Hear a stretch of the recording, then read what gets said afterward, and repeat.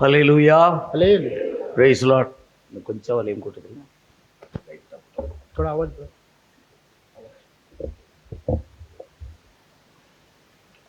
Price Lord.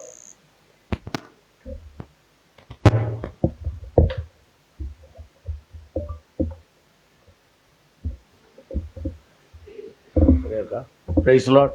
Volume கூட்டுங்க. கொஞ்சம் sound. Volume கூட்டு. Praise Lord. Hallelujah. Hallelujah. Amen. आमीन. Praise Lord.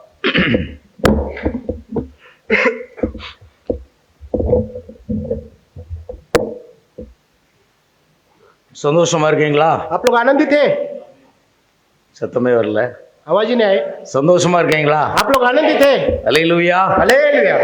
கர்த்தருடைய பிரதான கிருபையினாலே परमेश्वर के महा अनुग्रह के द्वारा மத்தியிலே தேவனுடைய நாம மகிமைக்காக इसमें परमेश्वर के नाम को महिमा உங்களுடைய करने வார்த்தையை பிரசங்கிக்கும்படியாக ஒரு வாய்ப்பை கர்த்தர் परमेश्वर கொடுத்திருக்கிறார். ने एक मौका दिया आपके बीच में प्रचार करने के लिए. கர்த்தரை நன்றியோடு ஸ்தோத்திரிக்கிறேன். परमेश्वर को धन्यवाद करता हूँ.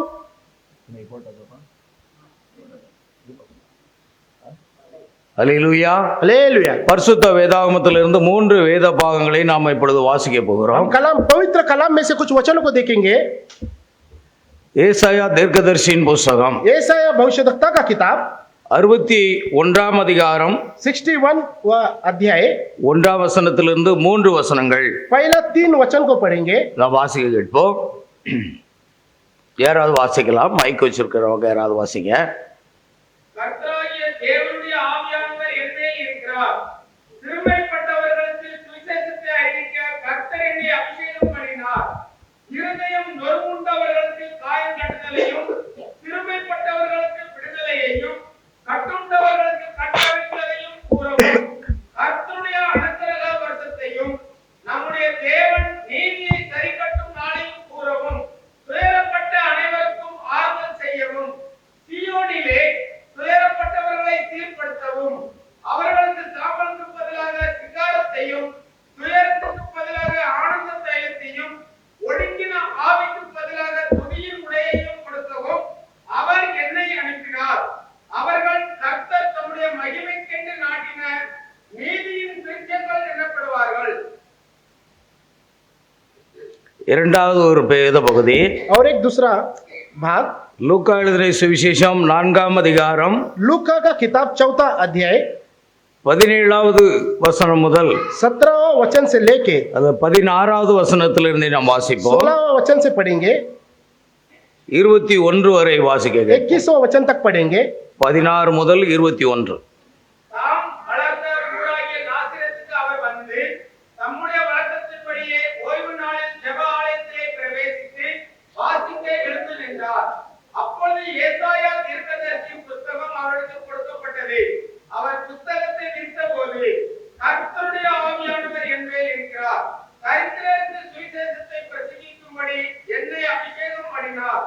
இருதயம் நறுங்குண்டவர்களை குணமாக்கவும், சிறைப்பட்டவர்களுக்கு விடுதலையையும், குருடருக்கு பார்வையையும் பிரசித்தப்படுத்தவும், நொறுங்குண்டவர்களை விடுதலையாக்கவும், கர்த்தருடைய அனுக்கிரக வருஷத்தை பிரசித்தப்படுத்தவும் என்னை அனுப்பினார் என்று எழுதியிருக்கிற இடத்தை அவர் கண்டு வாசித்து புத்தகத்தை சுருட்டி பணிவிடைக்காரனுக்கு கொடுத்து உட்கார்ந்தார். ஜெப ஆலயத்தில் உள்ள எல்லாருடைய கண்களும் அவர் மேல் நோக்கமாயிருந்தது. அப்பொழுது அவர் அவர்களுடைய பேசத் தொடங்கி, உங்கள் காதுகள் கேட்க இந்த வேத வாக்கியம் இன்றைய நிறைவேறும் என்றார். ஆமென். இது ஒரு வேத பகுதி. ये भी एक भाग है कलाम. வேதாகமத்தின் கடைசியிலே வெளிப்படுத்தின விசேஷம் 10 அதிகாரம் 1 முதல் 7 வசனங்களை வாசிக்க கேட்போம். प्रकाशित वाक्य 10वां अध्याय के 1 से लेके पढ़ेंगे. பின்பு பலமுள்ள வேறொரு தூதன் வானத்திலிருந்து இறங்கி வர கண்டேன். தேவன் அவனை சூழ்ந்திருந்தது. அவனுடைய சிரசின் மேல் வானவில் இருந்தது. அவனுடைய முகம் சூரியனைப் போலவும், அவனுடைய கால்கள் அக்கினி ஸ்தம்பங்களைப் போலவும் இருந்தது. திறக்கப்பட்ட ஒரு சிறு புத்தகம் அவன் கையில் இருந்தது. தன் வலது பாதத்தை சமுத்திரத்தின் மேலும் தன் இடது பாதத்தை பூமியின் மேலும் வைத்து சிங்கம் கர்ஜிக்கிறது போல மகா சத்தமாய் ஆர்ப்பரித்தான். அவன் ஆர்ப்பரித்த போது 7 இடிகள்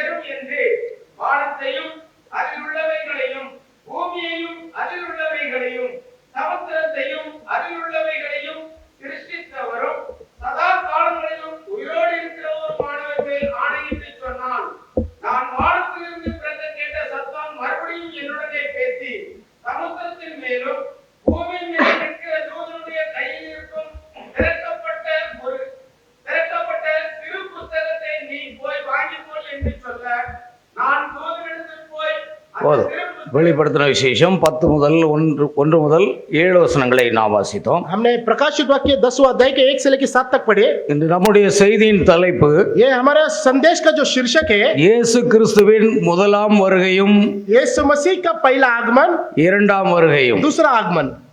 கடைசி நாட்களிலே अंतिम दिनों में வெளிப்பட்டு கொண்டிருக்கிற, जिसे प्रकट किया गया है, நடந்து கொண்டிருக்கிற, जो चल रहा है, நிறைவேறி கொண்டிருக்கிற வேத வசனங்களின் அடிப்படையில் जो पूरा होने वाला वो उस कलाम के उसके अनुसार இந்த செய்தியை கர்த்தர் நமக்கு தருவாராக. परमेश्वर हमें ये संदेश को देगा करके. கடைசி கால செய்தி ये अंतिम दिनों का संदेश ஊழியத்தின் அடிப்படையில் ये कलाम के जो गहराई है, அநேக பாடல்களை எழுதி நான் பாடியிருக்கிறேன். मैंने बहुत सारे जो कलाम में से बहुत सारे गीत को लिखा है. கர்த்தர் எனக்கு கொடுத்த வெளிப்பாட்டின்படி அநேக பாடல்களை எழுதியிருக்கிறேன். परमेश्वर ने जो प्रकटीकरण दिया उसके अनुसार बहुत सारे गीत को भी लिखा है. அதை கரோக்கே மூலமாக நான் பாடியிருக்கிறேன். उसे कारोके के अनुसार मैंने गाया भी है. என்று கர்த்தருக்கு சித்தமானால் उस परमेश्वर का इच्छा के अनुसार ஜெபத்திற்கு முன்பாக ஒரு பாடலையும் मैं एक गीत के पहले செய்தி நிறைவேளையிலே ஒரு பாடலை நான் பாடுகிறேன். संदेश को खत्म होने के टाइम पे एक गीत को गाऊंगा. அதை கவனமாக கேளுங்கள். उसे आप अच्छे से सुनिए. அது செய்தியின் அடிப்படையிலே वो संदेश के गहराई से எழுதப்பட்டு பாடின பாடல். उसे लिखा गया है गीत है. நான் இப்பொழுது அதை பாட விரும்புகிறேன். अभी मैं वो गीत गाना चाहता हूँ. முடிந்தால் என்னோடு சேர்ந்து நீங்களும் பாடும்படி அன்போடு सर आप भी साथ में गाइए. Praise the Lord.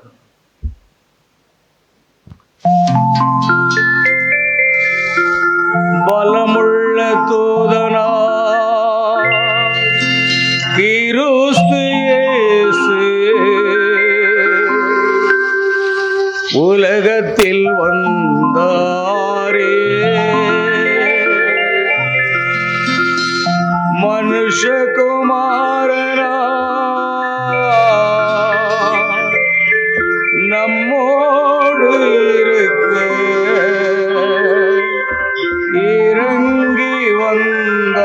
இறங்கி வந்தாரே.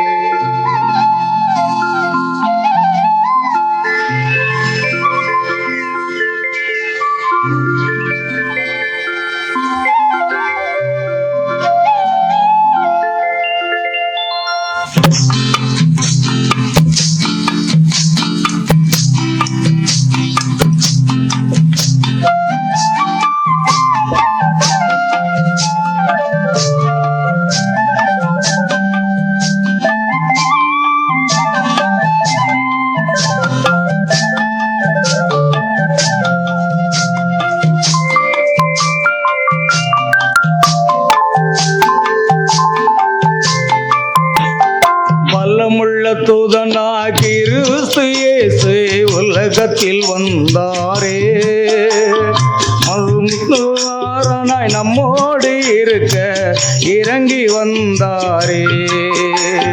பலமுள்ள தூதனாய் கிறிஸ்து இயேசு உலகத்தில் வந்தாரே, மனுஷகுமாரனாய் நம்மோடு இருக்க இறங்கி வந்தாரே.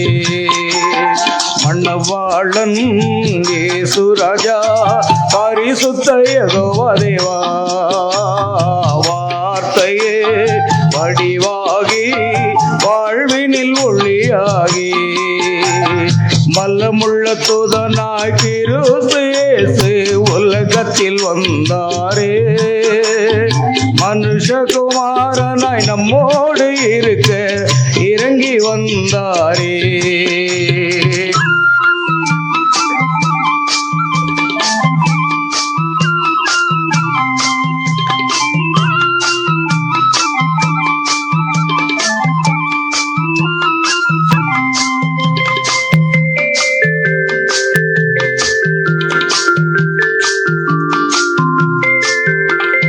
லூக்கா 17:30 அது நிறைவேறி விட்டது.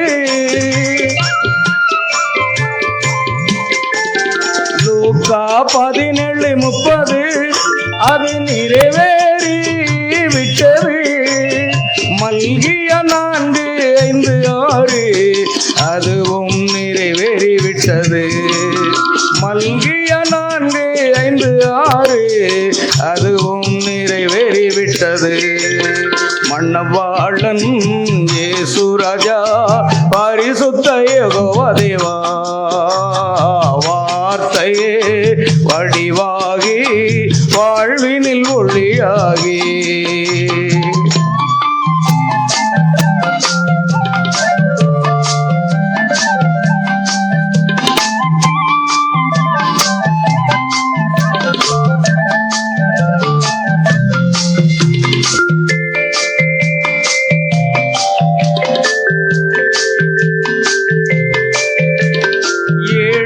முத்திரைகள் உடைத்து இனி காலம் செல்லாது என்று சொன்னார். 7 முத்திரைகள் உடைத்து இனி காலம் செல்லாது என்று சொன்னார். கெட்டிக்கிற சிங்கமாய் நம் மத்தியில் உலாவிக் கொண்டிருக்கிறார். கெட்டிக்கிற சிங்கமாய் நம் மத்தியில் உலாவிக் கொண்டிருக்கிறார். மன்னவாளன் இயேசு ராஜா பரிசுத்த யெகோவா தேவா வார்த்தையே வடிவாகி வாழ்வினில் ஒளியாகி.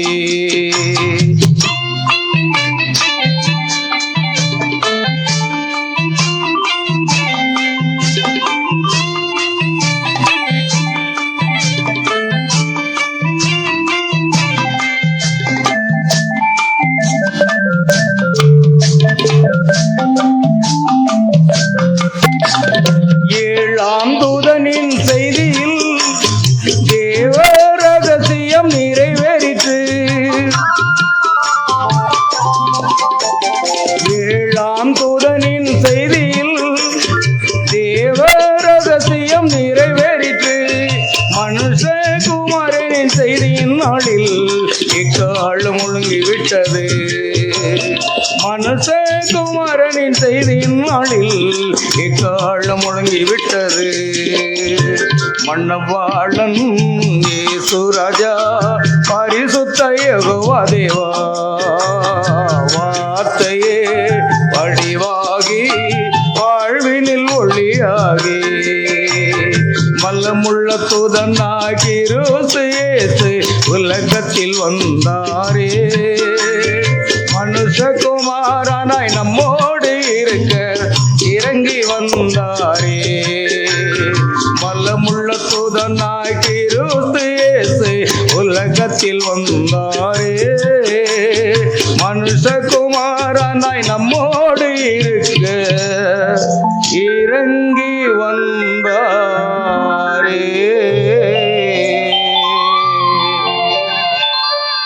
தலைகளை தாழ்த்தி நாம் ஜெபிப்போமா? हम सरों को झुकाकर हम प्रार्थना करेंगे। அன்பின் பரலோக பிதாவே, मेरे स्वर्गीय पितावे, கர்த்தரும் அருமை இரட்சகருமாக இயேசுவே, हमारा उद्धार का பலமுள்ள தூதனாகிய கிறிஸ்து எங்கள் மத்தியில் இறங்கி வந்திருக்கிறபடியினால், ஓ கட்சிக்கிற சிங்கமாக எங்கள் மத்தியில் வந்திருக்கிறபடியினால், सीए के अनुसार हमारे ऊपर दिख रहा है। 7 முத்திரைகளின் உடைத்து 7 मोहर को तोड़ நம்முடைய ரகசியங்களை மணவாட்டிக்கு கொடுத்திருக்கிறதுனால் अपने मनोरथ को अपने நன்றியோடு துதிக்கிறோம் ஆண்டவரே. आपको धन्यवाद के साथ स्तुति करते हैं। ஆசீர்வதிக்கப்பட்ட हमें जो आशीष किया गया लोग இந்த ஆராதனை வேளையிலும் इस आराधना समय ஒரு விசை எங்களுடைய குறைகளை மன்னித்து பரிசுத்தப்படுத்துவீராக. पर के लिए हमारे पापों को क्षमा करके பரிசுத்த ஆவியானவர்கள் மத்தியிலே அசைவாடும்படியாக ஜெபிக்கின்றோம். पवित्र आत्मा हमारे बीच में मंडराने के लिए கர்த்தருடைய ஆவியானவர் எங்கள் ஒவ்வொருவரையும் ஆட்கொள்ள வேண்டுமா ஜெபிக்கிறோம். परमेश्वर का आत्मा हर एक को अगुवाई करने के लिए, தேவனுடைய வார்த்தையானது சிங்காசனத்திலிருந்து புறப்படும் பொழுது, परमेश्वर का आत्मा उस सिंहासन से निकलने के लिए, பவுல் பேசின பொழுது லீதியாளுடைய இருதயத்தை திறந்து கொடுத்தது போலவே, पौलुस ने जैसा बात किया उस समय लीदिया का मन खोल दिया। உம்முடைய அடியானாகிய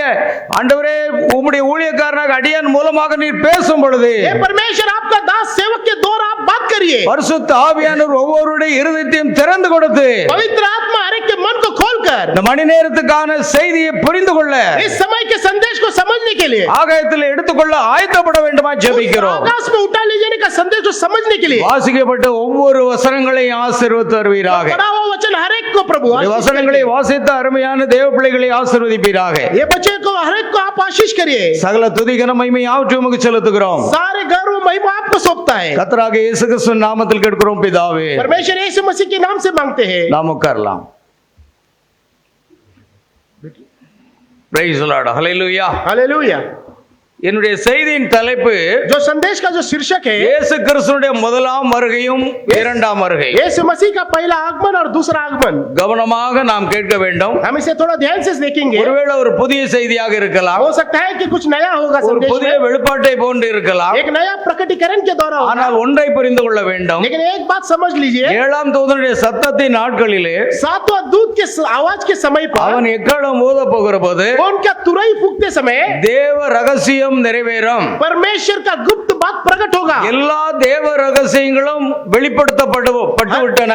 हर एक गुप्त बात को बाहर प्रकट कर चुका है। அதை மாத்திரமே நான் பேச விளைகின்றேன். उसी को हम केवल बात करेंगे। சொந்த வெளிப்பாடு எதுவுமே கிடையாது. ये खुद का कोई भी प्रकटीकरण नहीं है। நீங்கள் எத்தனை பேர் தீர்க்கதரிசி வில்லியம் பிரணாமை இந்த காலத்துக்குரிய தீர்க்கதரிசியாக விசுவாசிக்கிறீர்கள்? உங்கள் கரங்களை உயர்த்தலாம். हम ऐसे हाथ उठाइए, कितने लोग भाई इस समय के எத்தனை பேர் தீர்க்கதரிசி வில்லியம் பிரணாமை நீங்கள் விசுவாசிக்கிறீர்கள்? इतने कितने लोग हैं हम जो विलियम ब्रैनम को அனைவருடைய विश्वास கைகள் करते हैं? உயர்த்தப்படவில்லை. अपने हाथों को उठाकर बताइए, ஏனால் 20ஆம் நூற்றாண்டிலே क्योंकि वो 2000 के साल के बाद பிரஜாதிகளுக்காக அனுப்பப்பட்ட ஒரு தீர்க்கதரிசி. वो जो अन्य जाति लोग हम लोगों के लिए भेजा गया एक भविष्यवक्ता है। அப்போஸ்தலர் 15-14 வசனத்திலே प्रेरित 15-14 के अनुसार தேவன் பிரஜாதிகளின் தமது நாமத்துக்காக ஒரு கூட்ட ஜனத்தை தெரிந்து கொண்டார். परमेश्वर ने अपने लोगों के लिए एक झुंड को तैयार किया। அவர்கள் மணவாட்டி என்று அழைக்கப்படுகிறார்கள். वो दुल्हन करके कहलाएगा। ஆகையால் மணவாட்டிக்காக அனுப்பப்பட்ட ஒரு தீர்க்கதரிசி வில்லியம் மரியன் பிரன்ஹாம். इसीलिए जो दुल्हन के लिए दिया गया एक भविष्यवक्ता वो विलियम ब्रैनम है। இந்த தீர்க்கதரிசியை நீங்கள் விசுவாசிக்க வேண்டும். इस भविष्यवक्ता को आपको विश्वास करना இந்த पड़ेगा। தீர்க்கதரிசியின் மூலமாக வேத ரகசியங்கள் வெளிப்படுத்தப்பட்டிருக்கின்றன. इसी भविष्यवक्ता के द्वारा बहुत सारे प्रकट हुआ है, बहुत गुप्त बात। இந்த வேத ரகசியங்கள் அனைத்துமே மணவாட்டியை மணவாளனை சந்திக்க ஆயத்தப்படுத்துகின்றது. इस कलाम के गुप्त बात को प्रकट करने के लिए अपना दूल्हा दुल्हन को मिलने आया है। இந்த செய்தியை தவிர வேறொரு செய்தி மணவாட்டியை ஆயத்தப்படுத்த முடியாது. इस संदेश के सिवा दूसरा संदेश इस दुल्हन को तैयार नहीं कर सकता। ஆகையால் இந்த செய்தியானது புத்தக வடிவிலும் इस संदेश का जो किताब से இன்டர்நெட்டிலும் காணப்படுகிறது, या इंटरनेट में जो दिखता है, ஆடியோ காணப்படுகிறது, ऑडियो में जो मिलता है, வீடியோ காணப்படுகிறது, वीडियो में दिखता है, உலகமெங்கிலும் கோடிக்கணக்கானவர்கள் இவரது செய்தியை விசுவாசிக்கிறார்கள். पूरा संसार भर करोड़ों लोग इनके संदेश को सुनता है। ஆகையால் இது மணவாட்டிக்காக கொடுக்கப்பட்ட ஒரு செய்தி. लेकिन ये दुल्हन के लिए दिया गया संदेश है। இந்த செய்தி நிச்சயம் நம்மை எடுத்துக்கொள்ளப்படுவதில் கொண்டு செல்லும். ये संदेश जरूर हमें उठा ले जाने में लिखी जाएगा। அல்லேலூயா. हालेलुया। ஆகையால் பிரியமானவர்களே, मेरे प्रिय लोग, தீர்க்கதரிசி வில்லியம் பிரணாம் கொடுத்த செய்தியிலிருந்து भविष्यवक्ता विलियम ब्रैनम में से நான் இந்த பாகங்களை கொண்டு வருகிறேன். हम कुछ भागों को लेके आए। அதாவது இயேசு கிறிஸ்துவினுடைய முதலாம் வருகை, पहला यीशु मसीह का पहला आगमन, இயேசு கிறிஸ்துவினுடைய இரண்டாம் வருகை. यीशु मसीह का दूसरा आगमन। ஆகையால் இரண்டு காரியங்களை நாம் பார்க்கும் பொழுது हम इस दोनों को देखते समय இரண்டு காரியங்களுமே ये दोनों बात தீர்க்கதரிசி செய்தியிலிருந்து எடுக்கப்பட்டவையாக இருக்கிறது. भविष्यवक्ता के संदेश में से निकाला गया है। அல்லேலூயா. हालेलुया। ஆகையாल இந்த கடைசி நாட்களிலே इसलिए अंतिम दिनों में நாம் வேதம் வாசிக்கும் பொழுது ஏசாயா 61ஆம் அதிகாரத்தை வாசித்தோம். हमने ये कलाम को पढ़ा यशायाह 61 की किताब। அந்த 61ஆம் அதிகாரத்திலே उस 61 के अध्याय இரண்டு में பாகங்களை அங்கு சொல்லப்பட்டிருக்கிறது. वहां पर दो भाग को बताया गया।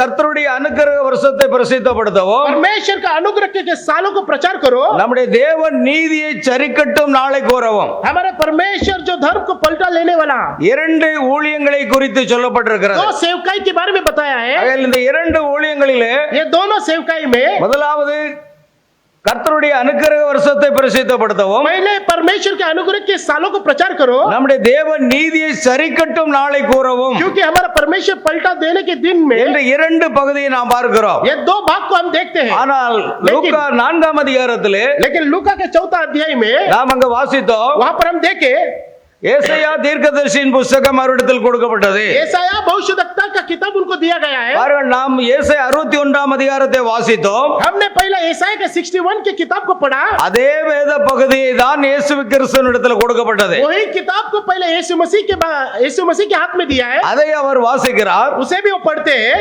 கர்த்தருடைய ஆவியானவர் என் மேல் இருக்கிறார், परमेश्वर का आत्मा मेरे ऊपर है, தரித்திரருக்கு சுவிசேஷத்தை பிரசங்கிக்கும்படி என்னை அனுப்பினார், दरिद्र को और उनको सुसमाचार सुनाने के लिए मुझे भेजा है, என்னை அபிஷேகம் பண்ணி என்னை அனுப்பினார், मुझे अभिषेक करके मुझे भेजा गया है, இருதய நறுங்குண்டவர்களை குணமாக்கவும், जो मन से पिसा है उनको लिए प्रचार करो, சிறுமைப்பட்டவர்களுக்கு விடுதலையும், और जो कैदी है उन्हें छुटकारे के लिए, இப்படியாக கர்த்தருடைய அனுக்கிரக வருஷத்தை பிரசித்தப்படுத்தவும் என்னை அனுப்பினார் என்று यीशु मसीह का अनुग्रह को प्रचार करने के लिए मुझे भेजा गया है। ஏசாயா 61ஆம் அதிகாரத்துல இரண்டு பாகம் இருக்கிறது. यशायाह 61 के अध्याय में दो भाग है। கர்த்தருடைய அனுக்கிரக வருஷத்தை பிரசித்தப்படுத்தவும் परमेश्वर के अनुग्रह को प्रचार करने के நம்முடைய लिए, தேவன் நீதியை சரிக்கட்டும் நாளையும். हमारे परमेश्वर जो पलटा लेने के दिनों में, ஆனால் இயேசு கிறிஸ்து முதல் பகுதியை மாத்திரமே இங்கு வாசிக்கிறார். लेकिन यीशु मसीह यहाँ पर पहले पढ़ते हैं, இரண்டாவது பகுதியை அவர் வாசிக்கவில்லை. दूसरा भाग को पढ़े नहीं। அவர் ஏன் இரண்டாம் பகுதியை வாசிக்கவில்லை? वो क्यों दूसरा भाग को नहीं पढ़े? காரணம் என்னவென்றால் उसका कारण क्या है? இரண்டாவது பகுதியானது இயேசு கிறிஸ்துடைய இரண்டாம் வருகையிலே நிறைவேறக்கூடிய காரியம். वो जो दूसरी बात है वो यीशु मसीह का दूसरा आगमन के बारे में। அனுக்கிரக வருஷம் என்றால் கிருபையின் காலம். अनुग्रह का समय बोला तो अनुग्रह का समय है। இயேசு கிறிஸ்து கிருபையும் சத்தியத்தையும் நம் மத்தியில் கொண்டு வந்தார். परमेश्वर अनुग्रह और सच्चाई को हमारे बीच में लेके आया। அதுதான் அனுக்கிரக காலம். वही अनुग्रह का समय है। அந்த அனுக்கிரக காலத்தில் கிருபை நம்மிடத்திலே கொண்டு வரப்பட்டது. उस अनुग्रह के समय पर हमारे बीच में अनुग्रह उतरा। அது இயேசு கிறிஸ்துடைய முதலாம் வருகையின் செய்தியாக இருந்தது. वही यीशु मसीह का पहला आगमन के बारे में அது है। இயேசு கிறிஸ்துவின் முதலாம் வருகையினுடைய ஊழியமாக இருந்தது. वही पहले यीशु मसीह का पहला आगमन का सेवकाई है। அது இயேசு கிறிஸ்துவினுடைய இரண்டாம் வருகையின் போது நடைபெறுகின்ற காரியம்.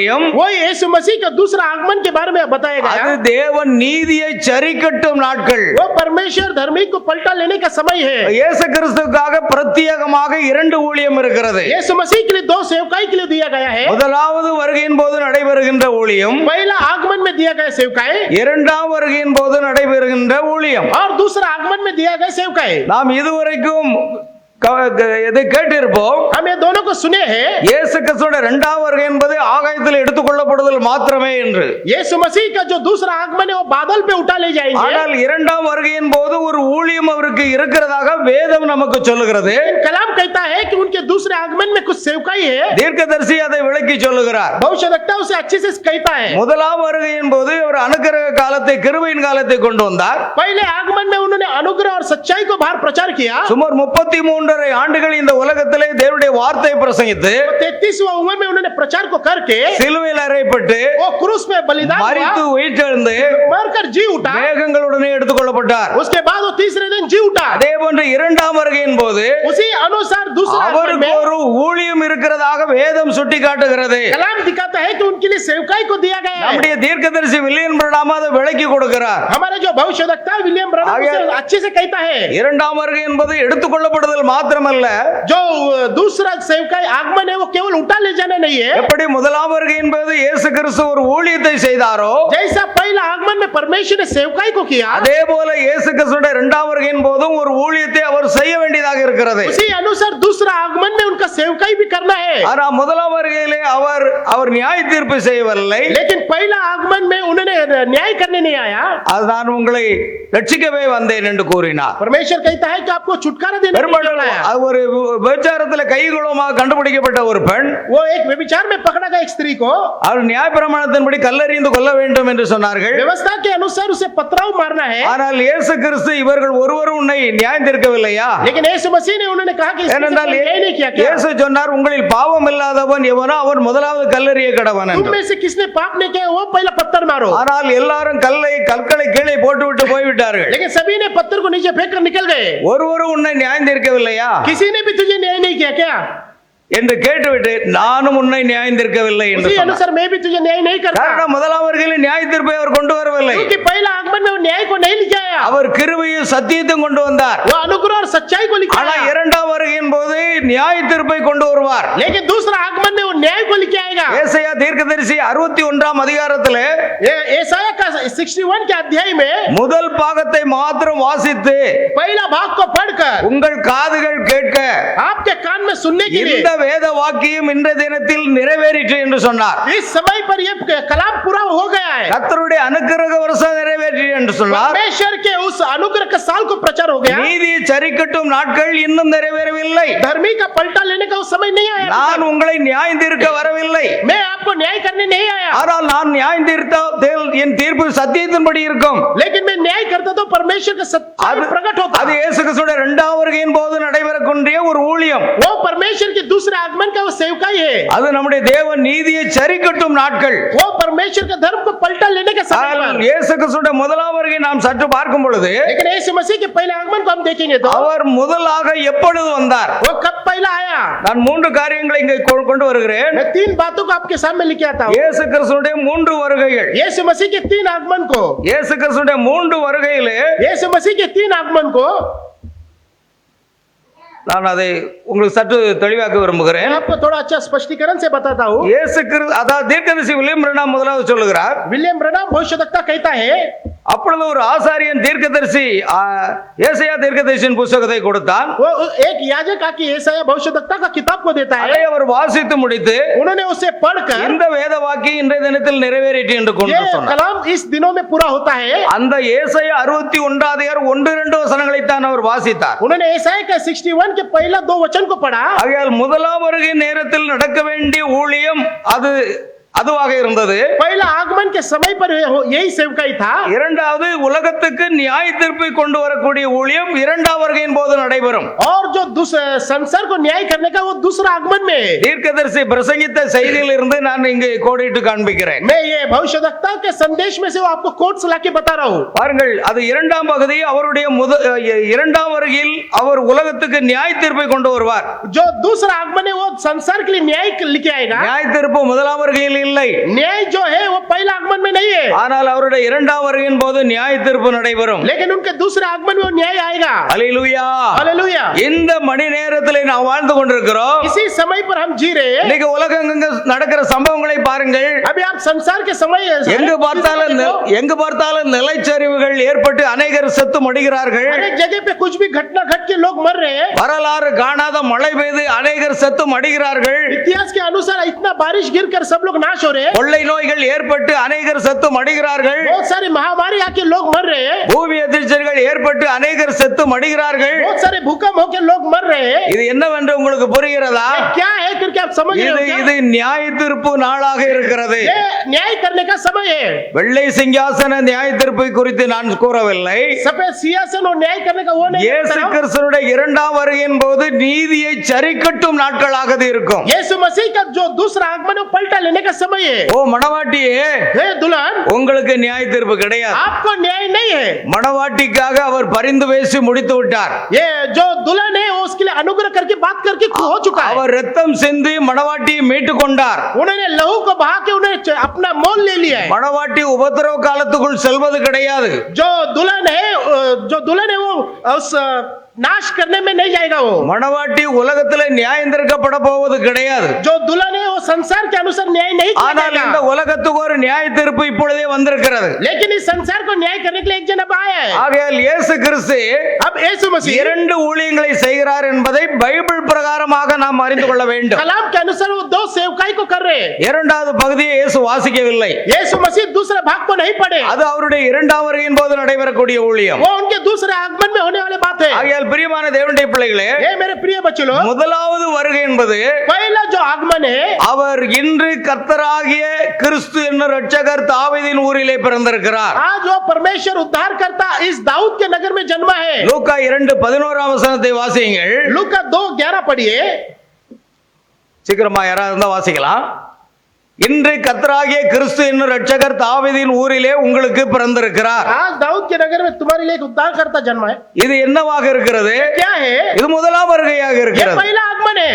இயேசு கிறிஸ்து மேசியா வருவார் என்று मेसिया आएगा करके எல்லாரும் எதிர்பார்த்து கொண்டிருந்தார்கள். सभी लोग इंतजार कर रहे थे. ஆனால் மேசியா எப்படி வந்தார் என்றால் मेसिया कैसा आया? குழந்தையாக வந்தார். वो बालक के रूप में आया. இன்று கர்த்தராகிய கிறிஸ்து என்னும் இரட்சகர், वो उद्धार करता मसीह करके, ஆனால் அவர் குழந்தையாக வந்தார். लेकिन वो बालक में आया. இப்பொழுது அவரால் யாரையுமே ரட்சிக்க முடியாது. लेकिन उनके द्वारा अभी कोई भी उद्धार नहीं पाएगा. ஏனால் ரட்சிக்கப்பட வேண்டுமானால் लेकिन उद्धार होना है तो ரத்தம் சிந்தப்பட வேண்டும். वहां पर लहू बहाना है. ரத்தம் சிந்துதல் இல்லாமல் பாவ மன்னிப்பு உண்டாகாது. बिना लहू बहाए आपको उद्धार पाप का क्षमा नहीं है. ஆனால் ரத்தம் சிந்தி சிலுவையிலே மரிக்கக்கூடியவர் जो लहू बहाकर उस क्रूस पे बलिदान होते समय குழந்தையின் ரூபத்தில் வந்திருக்கிறார். लेकिन ये बालक के रूप में आए. ஏனென்றால் அவருக்கு முதலாம் வருகையின் போது ஒரு ஊழியம் இருக்கிறது. क्योंकि उनके लिए पहला आगमन उनके लिए एक सेवकाई दिया गया है. ஆகையால் குழந்தையின் ரூபத்தில் வந்தது முதலாம் வருகையாக இருக்கிறது. बालक के रूप में आया वो उनके लिए पहला सेवकाई है.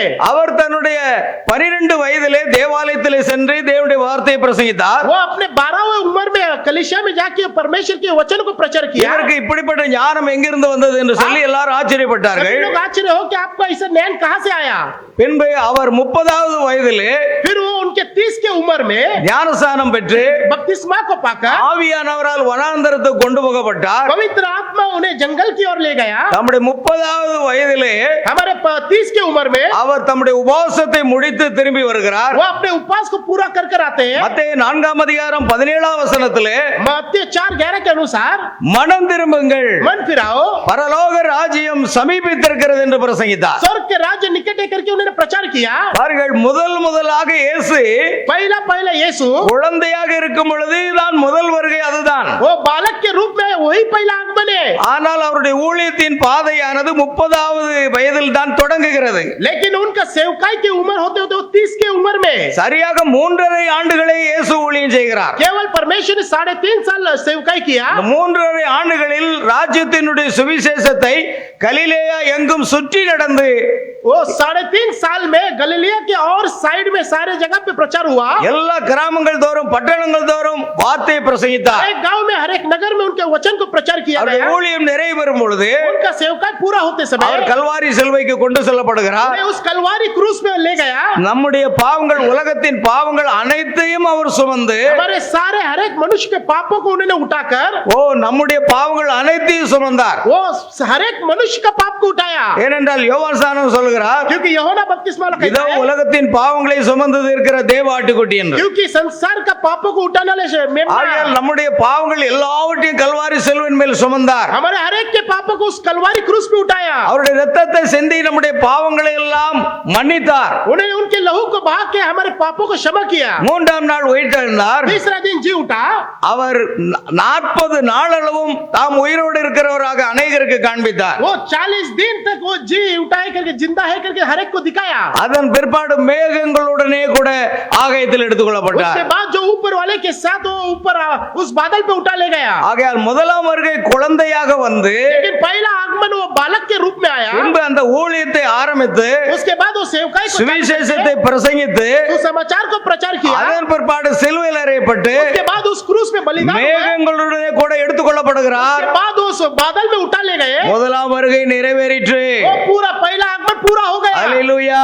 हालेलुया। அதே போன்றுதான் இரண்டாம் வருகையும் இருக்கும். उसी अनुसार दूसरा आगमन भी होगा। இன்னைக்கு பல ஸ்தாபனத்தை போதகர்கள் பிரசங்கிக்கும் பொழுது आज बहुत संस्था के प्रचार लोग கர்த்தர் ஆரவாரத்தோடு வருவார், परमेश्वर उस ललकार के साथ आएगा, பிரதான தூதர்களோடு கூட வருவார், उस प्रधान दूत के साथ आएगा, தூதர்கள் எக்காலங்களை ஊதி கொண்டு வருவார்கள், दूत लोग उस तुरी को फूकते रहेगा। நாம் எல்லாரும் இமைப்பொழுதுல மர்வமாகி ஆகாயத்தில் எடுத்துக்கொள்ளப்படுவோம். क्षण भर में सभी लोग तुरी फूकते हम उठा ले जाएगा। அதுதான் இரண்டாம் வருகை என்று சொல்லுகிறார்கள். यही उनका उस दूसरा आगमन कहता है। ஆனால் பரிசுத்த வேதாகமமோ, लेकिन कलाम के इस पवित्र वचन के अनुसार தீர்க்கதரிசி வில்லியம் பிரணாமோ उस भविष्यवक्ता विलियम ब्रनम के இரண்டாம் வருகையின் போது ஒரு ஊழியம் இருக்கும் என்று சொல்லுகிறார். दूसरा आगमन में एक सेवकाई है।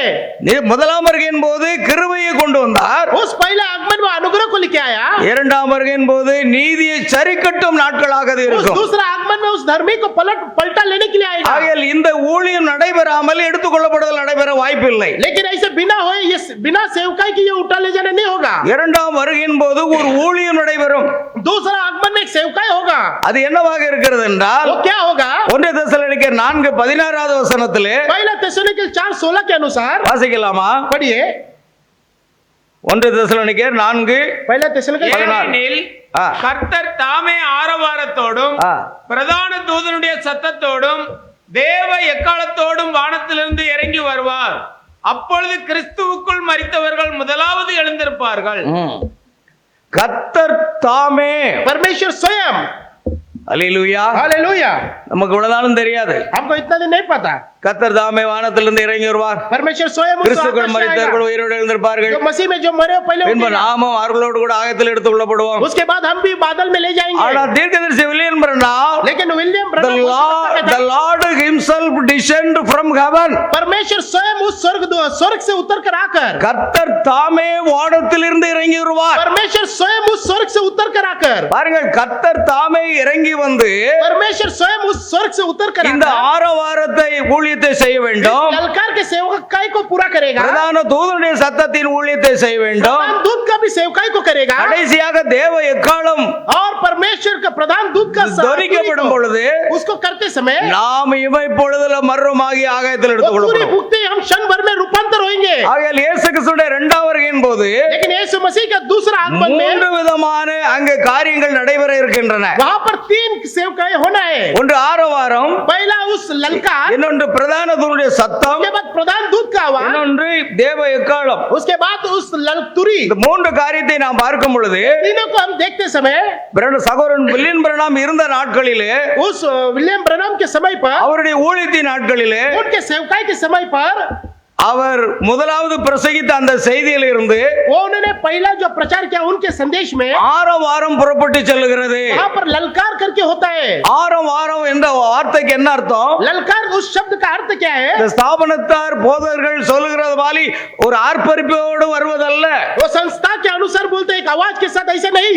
ஆரம் வாரம் என்பது வித் எ ஷவுட் என்று ஆங்கிலத்தில் சொல்லப்பட்டிருக்கிறது. ललकार बोला तो एक आवाज है करके अंग्रेजी में कलाम कहता है। ஷவுட் என்றால் वो आवाज बोलते ही சத்தம், वो एक आवाज है, அது தேவனுடைய சத்தம். वो परमेश्वर की आवाज है। தேவனுடைய சத்தம் எப்பொழுதும் இடிமுழக்கம் போல இருக்கும். परमेश्वर की आवाज उस गड़गड़ाहट के जैसा होता அது है। யோவான் 12:28 வசனத்தில் சொல்லப்பட்டிருக்கிறது. யோவான் 20:18 में कहता है, பிதாவே உம்முடைய நாமத்தை மகிமைப்படுத்தும், पिता आपका नाम को महिमा करिए। மகிமைப்படுத்தினேன், महिमा को किया, இன்னமும் और மகிமைப்படுத்துவேன் भी महिमा करिए। என்கிற சத்தம் வானத்திலிருந்து உண்டாயிற்று. ये आवाज उस आकाश से उतरकर அங்கு निன்று கொண்டிருந்த ஜனங்கள் இடிமுழக்கம் உண்டாயிற்று என்று சொன்னார்கள். जो लोग खड़े थे उसके बीच में गड़गड़ाहट बजाया। தேவனுடைய சத்தம் இடிமுழக்கமாக இருக்கிறது என்பதை மனதில் வைத்துக் கொள்ள வேண்டும். ये पहला हम समझना है कि परमेश्वर की आवाज वो गड़गड़ाहट के अनुसार है। ஆகையால் அவருடைய இரண்டாம் வருகையின் போது நடைபெறுகின்ற ஊழியங்கள் उनके जो दूसरे आगमन में होने सेवकाई, ஆரவாரம். जो ललकार, ஆரவாரம் என்றால் என்ன? ललकार बोला तो क्या है? எல்லா விதமான ஸ்தாபன கோட்பாடுகளுக்கு மத்தியில் இருக்கிற மணவாட்டியை हर एक संस्था के बीच में का जो दुल्हन है, இந்த செய்தியானது ये जो संदेश है, அவர்களை வெளியே கொண்டு வருகிறது, उन्हें उसमें से बाहर लेके आता है, அவர்களை ஒன்று கூட்டுகிறது. उन्हें एकजुट करता है। இந்த மணவாட்டிக்கு எந்த ஸ்தாபனமும் கிடையாது. इस दुल्हन को कोई भी संस्था नहीं है। மணவாட்டி எந்த ஸ்தாபனங்களையும் சார்ந்து கொள்ள மாட்டாள். दुल्हन कभी भी संस्था के साथ नहीं जुड़ेगा। இஸ்ரவேல் ஜனங்கள் இந்த உலகத்தில் இருக்கும் பொழுது அந்நியரும் பரதேசிகளுமாக அறிக்கையிட்டு கானான் தேசத்தை நோக்கி சென்றார்கள். इस्राएली लोग जब संसार में रहते समय वो अन्य लोग के अनुसार उस जंगल की ओर रहते थे। அதே போன்று மணவாட்டி எந்த ஸ்தாபனத்தையும் சார்ந்து கொள்ளாமல் அதை விட்டு வெளியே கொண்டு வரப்படுகிறாள். अनुसार जो दुल्हन है वो संस्था के साथ नहीं जुड़ेगा, वो अलग किया जाएगा। அது உலகம் முழுவதும் இருக்கிற மணவாட்டியை வெளியே கொண்டு வருகிறது. अरे पूरा संसार का दुल्हन को बाहर लेके आएगा। அதுதான் ஆரவாரம் என்று தீர்க்கதரிசி விளக்குகிறார். वही ललकार है करके भविष्यवक्ता ब्रनम कहता है। பிரதான தூதனுடைய சத்தம் என்றால் என்ன? प्रधान दूत का शब्द क्या है? பிரதான தூதனுடைய சத்தம் प्रधान दूत का जो शब्द है, கிறிஸ்துவுக்குள் மரித்தவர்களை உயிரோடு எழுப்புகிறது. मसीह के अंदर जो पहले मरे वो जी उठेंगे। முதலாவது மணவாட்டியை ஒன்று சேர்த்தல், पहला दुल्हन को एकजुट करेंगे, இரண்டாவது கிறிஸ்துக்குள்ளாக மரித்தவர்களை உயிரோடு எழுப்புகிறது. उसके बाद जो मसीह में मरे वो पहले एकजुट होंगे। அது லாசருடைய கல்லறைக்கு முன்பாக वो लाजर के कब्र के सामने இயேசு கிறிஸ்து நின்று கொண்டு यीशु मसीह खड़े रहकर, லாசரஸ் கம் அவுட், लाजर बाहर आ, லாசர்வே வெளியே வா लाजर बाहर आ, என்று உரத்த சத்தமாய் वो ऐसे जोर से आवाज देकर கூப்பிட்டார் என்று வேதம் சொல்கிறது. आप कहते हैं कि जोर से आवाज को पुकारा। ஆங்கிலத்தில் he cried with a loud voice. और एक अंग्रेजी में लिखा है कि रोकर पुकारा, அவர் loud voice என்று எழுதப்பட்டிருக்கிறது. एकदम जोर से आवाज को पुकारा। அது இடி முழக்கம் போன்ற ஒரு சத்தம். वो एक गड़गड़ाहट का आवाज है। 4 நாட்களாக மரித்து 4 दिन मरकर அழுகி போயிருந்த லாசரு जो नाश हुआ शरीर लाजर का வெளியே வருகிறான். बाहर आ जा, உயிரோடு வருகிறான். वो जीवित बाहर आया। அதே போன்று முதலாவது கிறிஸ்துக்குள் மரித்தவர்கள் உயிரோடு எழும்ப வேண்டும். इसी अनुसार जो मसीह के अंदर पहले मरे वो जीवित उठेंगे। இந்த 3 ஊழியங்களில முதல் பகுதி ஆரவாரம் தான் இப்பொழுது நடந்து கொண்டிருக்கிறது. 3 सेवकाई में पहला जो ललकार है यही अभी हो रहा है। ஆனால் கிறிஸ்துக்குள் மரித்தவர்களை உயிரோடு எழுப்பக்கூடிய சத்தம் என்பது பிரதான தூதனுடைய சத்தமாக இருக்கிறது. तो परमेश्वर का वो प्रधान दूत का जो शब्द है वही जो परमेश्वर के अंदर मसीह में मरे हैं पहले. இங்கு பிரதான தூதனுடைய சத்தம் என்றால் அது இயேசு கிறிஸ்துடைய சத்தமாக இருக்கிறது. वो प्रधान दूत का शब्द बोला तो यीशु मसीह का आवाज है. அது லாசருவை உயிரோடு எழுப்பின சத்தமாக वो இருக்கிறது. लाजर को बाहर उठाया वो जीवित वो शब्द है. பாருங்கள், அப்போஸ்தலருடைய காலம் முதற்கொண்டு प्रेरितों के समय पर இந்த நாம் வாழ்கின்ற காலம் வரைக்கும் अभी तक जो हम लोग जो जी रहे उस समय तक அந்தந்த காலத்துக்குரிய செய்தியை விசுவாசித்து हर एक जन उस वचन को उस संदेश को विश्वास करके கிறிஸ்துவுக்குள்ளாக நித்திரையாக இருக்கிற பரிசுத்தவான்கள், जो मसीह के अंदर सो गए वो पवित्र लोग, மரித்திருக்கிற பரிசுத்தவான்கள் जो मर चुके वो पवित्र लोग, எல்லோரும் உயிரோடு எழுப்பப்படுவார்கள். सभी लोग जी उठेंगे. அது அப்போஸ்தலர் காலம் முதற்கொண்டு 7 சபை காலங்களுக்குள்ளாக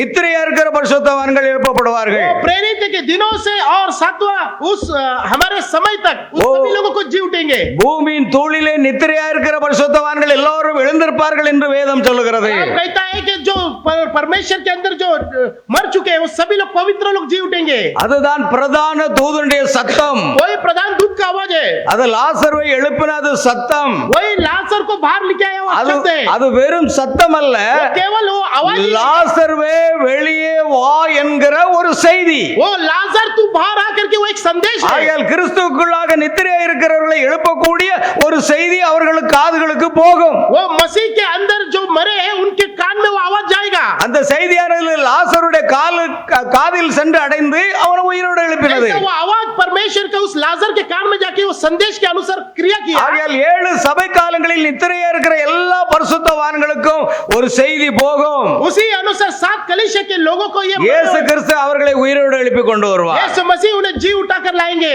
அது இயேசு கிறிஸ்துடைய சிலுவையின் மீது, वो यीशु मसीह के उस क्रूस पर அது மத்தேயு 27:50 வசனத்திலே उस मत्ती का 27 में 50वां वचन அவர் உரத்த சத்தமாய் கூப்பிட்டு தன் ஜீவனை वो விட்டார். जोर से शब्द को पुकार कर अपने प्राण को छोड़ दिया. கல்லறைகள் திறந்தன. कब्र खुल गई. அங்க இருக்கிற மரித்த பரிசுத்தவான்கள் உயிரோடு இருந்தார்கள். वहां के जो पवित्र मरे हुए पवित्र वो जी उठे. பட்டணங்களுக்குள் वो பிரவேசித்தார்கள். नगर के अंदर गए. அநேகருக்கு காணப்பட்டார்கள். बहुत लोगों को दिखे भी. அதே சம்பவம் மீண்டும் நடக்கும். वही घटना आज अभी भी घटेगा. இதெல்லாம் நடக்கிறதுக்கு முன்பாக எடுத்துக்கொள்ளப்படுதல் நாம போக முடியாது. वो होने के पहले हम उस उठाले அந்த में नहीं जा முதலாம் सकते. வருகை என்பது ஒரு மாதிரியாக நமக்கு இருக்கிறது. वो पहला जो आगमन है वो हमारे लिए एक उदाहरण के लिए. முதலாவது மணவாட்டியை ஒன்று கூட்டுகிற அந்த செய்தி. पहला जो दुल्हन को एकजुट करने वाला वो संदेश है. இரண்டாவது நித்திரையா இருக்கிற பரிசுத்தவான்களை எழுப்புகிற அந்த பிரதான தூதனுடைய சத்தம். उसके बाद जो प्रधान दूत का जो शब्द है वो जो पवित्र लोग मर चुके उनके लिए संदेश है. ஆகையால் மறுபடியும் பரிசுத்தவான்கள் உயிரோடு எழுந்து கல்லறை விட்டு வெளியே வருவார்கள். उसके बाद जो पवित्र लोग मर चुके वो कब्र छोड़कर बाहर ஓ, आएंगे. நீங்கள் மணவாட்டியா இருந்தால் அவர்களை காண்பீர்கள். आप दुल्हन होगा तो आप देखेंगे. ஒருவருக்கு ஒருவர் கரங்களை கொலுக்கிக் கொள்ள முடியும். एक में से आप हाथ मिलाएंगे. அது இயேசு கிறிஸ்து கல்லறையில் இருக்கிற அவர்களை உயிரோடு எழுப்பின போது எப்படி நடந்ததோ அதே போன்று நடக்கும். उस समय यीशु मसीह ने उस कब्र के सामने जैसा हुआ वैसे कब होएगा. அதன் பிற்பாடு उसके बाद எக்காலம் துணிக்கும். उसके बाद तुरी फूका जाएगा. இந்த கடைசி எக்காலம் துணிக்கும். वो अंतिम तुरी फूका जाएगा. அப்பொழுது நாம் இமைப்பொழுதிலே हम क्षण भर में ஒரு நிமிஷத்திலே एक क्षण भर में மறுரூபமாகி रूपांतर होकर ஆகாயத்தில் அவர்களோடு, அதாவது உயிர்த்தெழுந்த பரிசுத்தவான்களோடு கூட आकाश में उस पवित्र लोगों के சேர்ந்து साथ में ஆகாயத்தில் எடுத்துக்கொள்ளப்படுவோம். मध्य आकाश में उठा ले जाएंगे. அப்பொழுதுதான் நாம் இயேசு கிறிஸ்துவை முகமுகமாக காண்போம். तभी हम यीशु मसीह को आमने सामने देख ஆனால் सकते हैं. இப்பொழுது இயேசு கிறிஸ்து நம் மத்தியிலே பரிசுத்த ஆவியாக இருக்கிறார். अभी यीशु मसीह हमारे बीच में पवित्र आत्मा के द्वारा है. நாம் முகமுகமாக காண்கிற நேரம் ஆகாயத்தில் எடுத்துக்கொள்ளப்படுதல். वो जो हम उस समय पर है जो आमने सामने देखने का समय. பாருங்கள், 3 முறை அவர் வருகிறார். वो 3 बार आता है. பாருங்கள், இயேசு கிறிஸ்து 3 முறை புறஜாதிகளுக்காக வருகிறார். यीशु मसीह 3 बार अन्य जाति लोगों के लिए आता है. இயேசு கிறிஸ்துனுடைய குமாரனுடைய ஊழியங்கள் 3. यीशु मसीह का जो पुत्र का सेवक है वो 3 है. முதலாவது அவர் மனுஷகுமாரனாக வந்தார். पहला वो मनुष्य के पुत्र में आया. மனுஷகுமாரன் என்றால் தீர்க்கதரிசி என்ற அர்த்தம். मनुष्य का पुत्र बोला तो भविष्यवक्ता को कहलाता है. அடுத்து இரண்டாவதாக அவர் தேவகுமாரனாக உயிர்த்தெழுந்த பிற்பாடு தேவகுமாரனாக இருக்கிறார். उसके बाद वो परमेश्वर का पुत्र करके वो जी उठने के बाद आया. இயேசு பூமியில் இருந்த பொழுதே மனுஷகுமாரனாகி என்னை ஜனங்கள் யார் என்று சொல்லுகிறார்கள் என்று கேட்டார். यीशु मसीह संसार में रहते समय पूछा कि तुम मुझे क्या कहते हो. ஆனால் ஜனங்கள் அவரை புரிந்து கொள்ள முடியவில்லை. लेकिन लोग उन्हें नहीं पहचाना. சிலர் எலியா என்றும், कुछ लोग ने एलिया कहा, சிலர் யோவான் ஸ்நானகன் என்றும், कुछ लोग यूहन्ना, சிலர் தீர்க்கதரிசிகளில் ஒருவர் என்றும் कुछ लोग ने कहा कि भविष्यद्वक्ता, பலவிதமாக சொன்னார்கள். कुछ सभी अलग अलग उत्तर दिया. ஆனால் பேதுரு, लेकिन पतरस ने कहा, நீர் ஜீவனுள்ள தேவனுடைய குமாரனாகிய கிறிஸ்து, तुम जीवित परमेश्वर का पुत्र मसीह है. யோனாவின் குமாரனாகிய சீமோனே நீ பாக்கியவான். यूहन्ना का पुत्र पतरस तू धन्य है. மாம்சம் இரத்தம் இதை வெளிப்படுத்தவில்லை, देह और लहू ने तुझे प्रकट नहीं किया, பரலோகத்தில் இருக்கிற பிதா இதை உனக்கு வெளிப்படுத்தினார். स्वर्ग में से मेरा पिता ने तुझे प्रकट किया. ஒவ்வொரு வெளிப்பாடு உள்ள ஒரு சிறு கூட்டம் இன்றைக்கு உலகத்தில் உண்டு.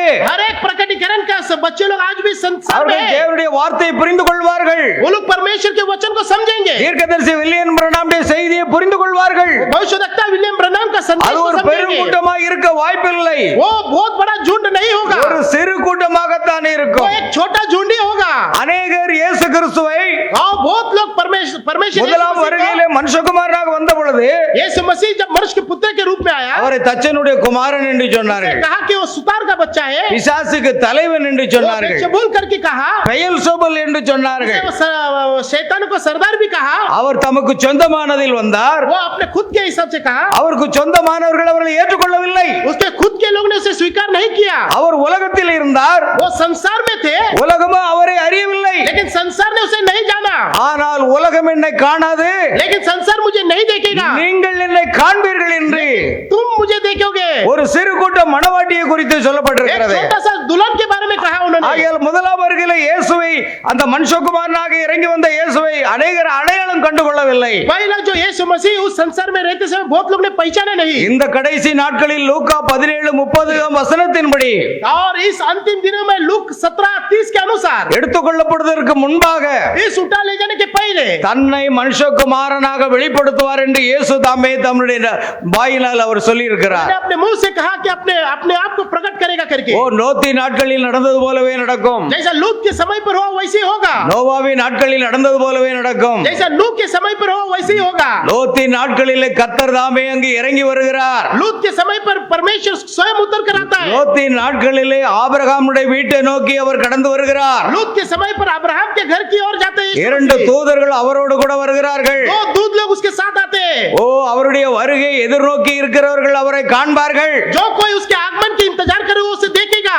அதிகாலையில் என்னை தேடுகிறவர்கள் என்னை காண்பார்கள். भोर के समय जो मुझे खोजेगा वो मुझे ஓ देखेगा. இயேசுவை நான் காண வேண்டும் என்ற வாஞ்சை இருக்கிறவர்கள் மாத்திரமே இயேசுவை காண்பார்கள். जो कोई उसको इंतजार से प्यास से खोजेगा उसे देखेगा. ஆபிரகாம் ஒவ்வொரு நாளும் எப்பொழுது கர்த்தர் வருவார் என்று எதிர்பார்த்து கொண்டே இருந்தான். अब्राहम उसके समय पर हमेशा उसका यीशु मसीह कब आएगा उस खोज में था. நாட்கள் கழிந்தன, दिन गुजरता गया, மாதங்கள் கழிந்தன. वो समय महीना அந்த गुजर गया. பகலின் உஷ்ணமான வேளையிலே वो वृषांत के समय पर ஒரு நாள் தன் கண்களை ஏறெடுத்து பார்த்து கொண்டிருந்த वो பொழுது अपनी आंखों की ओर ऊपर को उठाकर देखते ஓ समय அங்கே இரண்டு தூதர்களும் கர்த்தரும் ஆபிரகாம் வீட்டை நோக்கி வந்தார்கள். वहां पर दो दूत लोग और यीशु परमेश्वर यीशु मसीह उसके सामने आया. ஆபிரகாம் அவருடைய வருகையை எதிர்நோக்கி இருந்தான். पर अब्राहम उनका इंतजार में था उनके आगमन के. ஓ இன்றைக்கும் வருகை எதிர்நோக்கி இருக்கிறவர்கள் மாத்திரமே அவரை காண முடியும். आज भी जो उनके आगमन को खोज रहे वही देखेंगे. அவருடைய முதலாம் வருகையிலே அவரை அநேகர் கண்டுகொள்ளவில்லை. उनके पहले आगमन में बहुत लोग ने उसे देखे नहीं. அதே போன்றுதான் இந்த கடைசி நாட்களில் மனுஷகுமாரன் தன்னை வெளிப்படுத்தப்படும் போது उसी अनुसार जो अंतिम समय में अपने अपने आप को प्रकट करते समय அநேகர் காண தவறி விடுவார்கள். बहुत लोग उसे खो देंगे. அல்லேலூயா. हालेलुया. பாருங்க செய்தியானது போய் கொண்டு இருக்கிறது. देखो संदेश गुजर रहा है. எத்தனை பேர் அதை பிடித்துக் கொள்ளுகிறார்களோ, कितने लोग उसे पकड़ रहे हैं, எத்தனை பேர் அதை புரிந்து கொள்ளுகிறார்களோ कितने लोग उसे समझ रहे हैं. அவர்கள் இந்த காலத்துக்கென்று வெளிப்படுத்தப்பட்ட மனுஷகுமாரனை காண்பார்கள். वो इस समय के मनुष्य के पुत्र को देखेगा. वो ஆபிரகாமுடைய வீட்டுக்கு சென்ற अब्राहम के घर पे जाते அந்த समय மூன்று பேரில் ஒருவரை பார்த்து ஆபிரகாம் சொன்னார், वो तीन लोग में से एक लोग को देखकर अब्राहम कहा, ஓ ஆண்டவரே, ओ परमेश्वर परमेश्वर ஆண்டவன் மார்களே என்று அழைக்கவில்லை, परमेश्वर नहीं प्रभुओं नहीं कहा, ஆண்டவரே என்று ஒருமையில் அழைத்தான். उसने कहा है प्रभु करके एक में. ஓ நீர் உம்முடைய கண்களில் அடியனுக்கு கிருபை கிடைத்ததானால் यदि आप इस दास के ऊपर आपका अनुग्रह होगा तो ஒன்றை புரிந்து கொள்ள வேண்டும். एक बात को ध्यान दीजिए. அநேகர் கிருபை முடிந்து விட்டதா, बहुत सारे लोग सोचते हैं कि अनुग्रह खत्म हो गया क्या, அவர் மனுஷகுமாரனாக வந்துவிட்டால் கிருபை முடிந்திருக்குமா என்று கேட்பார்கள். वो मनुष्य के पुत्र में आए कि अनुग्रह खत्म हो गया क्या. ஆனால் கர்த்தர் தாமே ஒரு மனித ரூபத்தில் ஆபிரகாம் வீட்டுக்கு வந்த பொழுதே लेकिन परमेश्वर स्वयं एक मनुष्य के रूप को ஆபிரகாம் சொல்லுகிறார், अब्राहम कहता है உம்முடைய கண்களில் எனக்கு கிருபை கிடைத்ததானால், आपके नजर में मुझे अनुग्रह मिला तो, அப்படியானால் கிருபை இன்னும் முடிந்து விடவில்லை என்பதை புரிந்து கொள்ள வேண்டும். अर्थ यह है कि अभी तक अनुग्रह खत्म नहीं हुआ. இன்றைக்கு பலமுள்ள தூதனாகிய கிறிஸ்து இறங்கி வந்தால் अभी शक्तिशाली देवदूत उतर कर आया, கிருபை முடிந்து விடுமா என்று கேட்கிறார்கள். अभी लोग पूछते हैं कि अनुग्रह खत्म हो गया ரட்சிப்பு क्या, முடிந்து விடுமா என்று கேட்கிறார்கள். खत्म हो गया क्या. ஆனால் தீர்க்கதரிசி பிரணாமோ लेकिन भविष्यवक्ता இன்னும் अनेகர் ரட்சிக்கப்பட்டுக் கொண்டிருக்கிறார்கள். और भी बहुत लोग उद्धार पा रहे நான் हैं. சற்று சமயம் இருந்தால் அதை காண்பிக்கிறேன். समय रहेगा तो हम उसमें देखेंगे. ஆகையால் ஆபிரகாம் அவரை ஆண்டவரே என்று அழைத்தான் என்று தமிழ் பைபிளில் எழுதியிருக்கிறது. हमारा तमिल बाइबल में कहा है कि अब्राहम परमेश्वर को देखता है करके, ஆனா ஆங்கில வேதாகமத்தில் லார்ட் என்று சொல்லப்பட்டிருக்கிறது, கர்த்தாவே. लेकिन अंग्रेजी बाइबल में कहता है कि परमेश्वर करके. ஆனால் ஒரிஜினல் எபிரேய பைபிளிலே लेकिन मूल भाषा का जो हिब्रू किताब में எலோகிம் என்று அழைக்கப்படுகிறது. एलोहिम करके देखता है. ஆனால் தான் தீர்க்கதரிசி பிரணாம் लेकिन उसी ஓ ஆபிரகாமிடத்திலே வந்த அந்த நபர் யார்? वो जो अब्राहम के पास है वो व्यक्ति कौन है? அவர் எலோகிம். वो एलोहिम है. எலோகிம் என்றால் தன்னில் தானே ஜீவிக்கிறவர் என்று அர்த்தம். एलोहिम का अर्थ वो अपने आप को जीवित कर सकता है. ஒரு மனித ரூபத்திலே ஆபிரகாம் வீட்டுக்கு வருகிறார். वो एक मनुष्य के रूप में अब्राहम के घर पे आता है. ஆபிரகாம் அவருக்கு தண்ணீர் கொண்டு கொடுக்கிறார். अब्राहम उसे पानी लाकर देता है. கால்களை கழுவி அங்க மரத்தடியிலே சாய்ந்திருக்கிறார். उसके हाथ पैरों को धोकर उस பாலையும் இறைச்சியும் கொண்டு வந்து கொடுக்கிறார். उसको दूध और उसको खाना देता है, भोजन. அதை அவர் புசிக்கிறார். उसे भी वो खाता है. தீர்க்கதரிசி பிரணாம் சொல்லுகிறார், இரண்டாம் வருகையின் போது மனித ரூபத்தில் அவர் வருவார். दूसरे आगमन में मनुष्य के रूप में ஓ आएगा. ஆபிரகாம் அவருக்கு முன்பாக வைக்கப்பட்ட அந்த பாலை குடித்து அந்த இறைச்சியை சாப்பிட்டது போலவே उस मटन और दूध को अब्राहम ने उसके सामने रखा, उसे खाकर இந்த கடைசி நாட்களிலும் நடக்கும் என்று தீர்க்கதரிசி சொல்றார். भविष्यवक्ता कहते हैं कि अंतिम दिनों में भी होगा. ஆனா புரிந்து கொள்றது ரொம்ப கஷ்டமான காரியம். लेकिन इसे समझना बहुत कठिन है. अनेகருக்கு கேள்வி வருகிறது. आज बहुत लोगों को प्रश्न होता है. अनेகர் தங்களை குழப்பிக் கொள்கிறார்கள். लोग अपने आप को गड़बड़ करता है. காரணம் என்னவென்றால் कारण क्या है? பைபிளை சரியா வாசிப்பதில்லை. कलाम को अच्छे से गहराई से नहीं पढ़ना. அடுத்து இந்த காலத்துக்கு என்று வெளிப்படுத்தப்பட்ட தீர்க்கதரிசி வில்லியம் பிரான்ஹாம் செய்தியும் சரியாக வாசிப்பதில்லை. इसी का अर्थ वो इस समय का जो भविष्यवक्ता उनका किताब को भी ठीक से नहीं पढ़ते. சுமார் 1200க்கு அதிகமான செய்திகளை தீர்க்கதரிசி பிரணாமுடைய செய்திகள் இருக்கின்றன. लगभग 1200 संदेश के ऊपर उनका संदेश है. நீங்கள் எத்தனை பேர் அந்த செய்திகள் எல்லாம் வாசிக்கிறீர்கள்? आप लोग कितने लोग उसके संदेश को उतने पढ़े? கொஞ்சம் பார்க்கலாமே. எங்க சர்ச்சில் எல்லாரும் புக் வாசிப்பாங்க. मेरे कलीसिया में बहुत लोग सभी लोग ஆடியோ செய்தி கேட்பாங்க. ऑडियो संदेश को सुनता है. நான் பிரசங்கித்த உடனே எந்த செய்தியில் இருக்குன்னு சொல்லிடுவாங்க. मैं प्रचार करते समय वो संदेश कहां पर है बोल देंगे. உங்க சபை எப்படி இருக்கு? आपका कलीसिया कैसा है? நீங்க எப்படி இருக்கீங்க? आप लोग कैसा है? செய்தி புத்தகம் வாசிக்கிற பழக்கம் எத்தனை பேருக்கு இருக்கு? उस संदेश के யாராவது இருந்தா கை தூக்குங்க பார்க்கலாம். कितना लोग हाथ उठाइए. செய்தி புக்கு மேல ரொம்ப அடுக்கி வச்சிருக்கு. वो संदेश का जो किताब है वहां पर भर गया. ஏகப்பட்ட செய்தி புத்தகம் அங்க இருக்குது. बहुत सारा किताब भर गया वहां पर. அது யாருக்காக வைக்கப்பட்டிருக்கிறது? किसके लिए रखा है? உங்களுக்காக. आप लोग के लिए. உங்களுக்காக. आप लोग के लिए. அந்த செய்தியை நீங்க வாசித்து பாருங்க. उस किताब को पढ़ இயேசு கிறிஸ்து உங்களோடு நேரடியாக பேசுவது போலவே இருக்கும். यीशु मसीह आपसे सामने बात करने जैसा लगेगा. பாருங்க, இந்த மணி நேரத்துக்கான செய்தி நமக்கு ஜீவனை கொண்டு வருகிறது. इस समय का वो जीवन को लेके आता संदेश. செய்தி புத்தகத்தை வாசிக்கலன்னா நீங்க செய்தியை புரிந்து கொள்வது கடினம். संदेश के किताब को आप नहीं पढ़े तो संदेश समझना कठिन है. செய்தி புத்தகத்தை வாசிக்கணும். संदेश के किताब को पढ़ना है. ஒவ்வொரு வாரமும் கூடிய மட்டும் ஒவ்வொரு வாரமும் ஞாயிற்றுக்கிழமை புதிய செய்தி புத்தகத்தை நான் சபையாருக்கு கொடுக்கிறேன். हर एक संडे को मैं अपने लोगों को किताब को देता हूँ. ஒரே வாரத்துல வாசித்து விட்டு மறுபடியும் பீடத்தில் கொண்டு வைப்பார்கள். हर एक हफ्ते में वो पढ़कर दूसरे हफ्ते वो पुलपिट पे लाकर பின்பு மற்றவர்களுக்கு கொடுப்போம். फिर वो दूसरे लोग को देते हैं. பல பகுதியில் இருந்து செய்தி புத்தகம் எங்களுக்கு வருகிறது. लेकिन वो हमारे वहां पर संदेश அந்த வாரத்துல எங்களுடைய முத்திரையை குத்தி நாங்கள் அட்ரஸ் குட்டி நாங்க கொடுத்து விடுவோம். वो उस समय के एड्रेस को लिखकर ஜனங்கள் ஆர்வத்தோடு வாசிப்பார்கள். लोग एकदम प्यास से उसे पढ़ते हैं. அதனால தான் நான் கொடுக்கிற அந்த செய்தி அவர்கள் எளிதில் புரிந்து கொள்கிறார்கள். इसके लिए मैं जो संदेश देता हूँ நீங்கள் செய்தி எளிதில் புரிந்து கொள்ள வேண்டும். வேண்டுமானால் आप भी उसे लिख कर समझना है तो உங்களுக்கு சமயம் அதற்கு ஒரு சமயம் ஒதுக்கி செய்தி புத்தகத்தை வாசிங்க.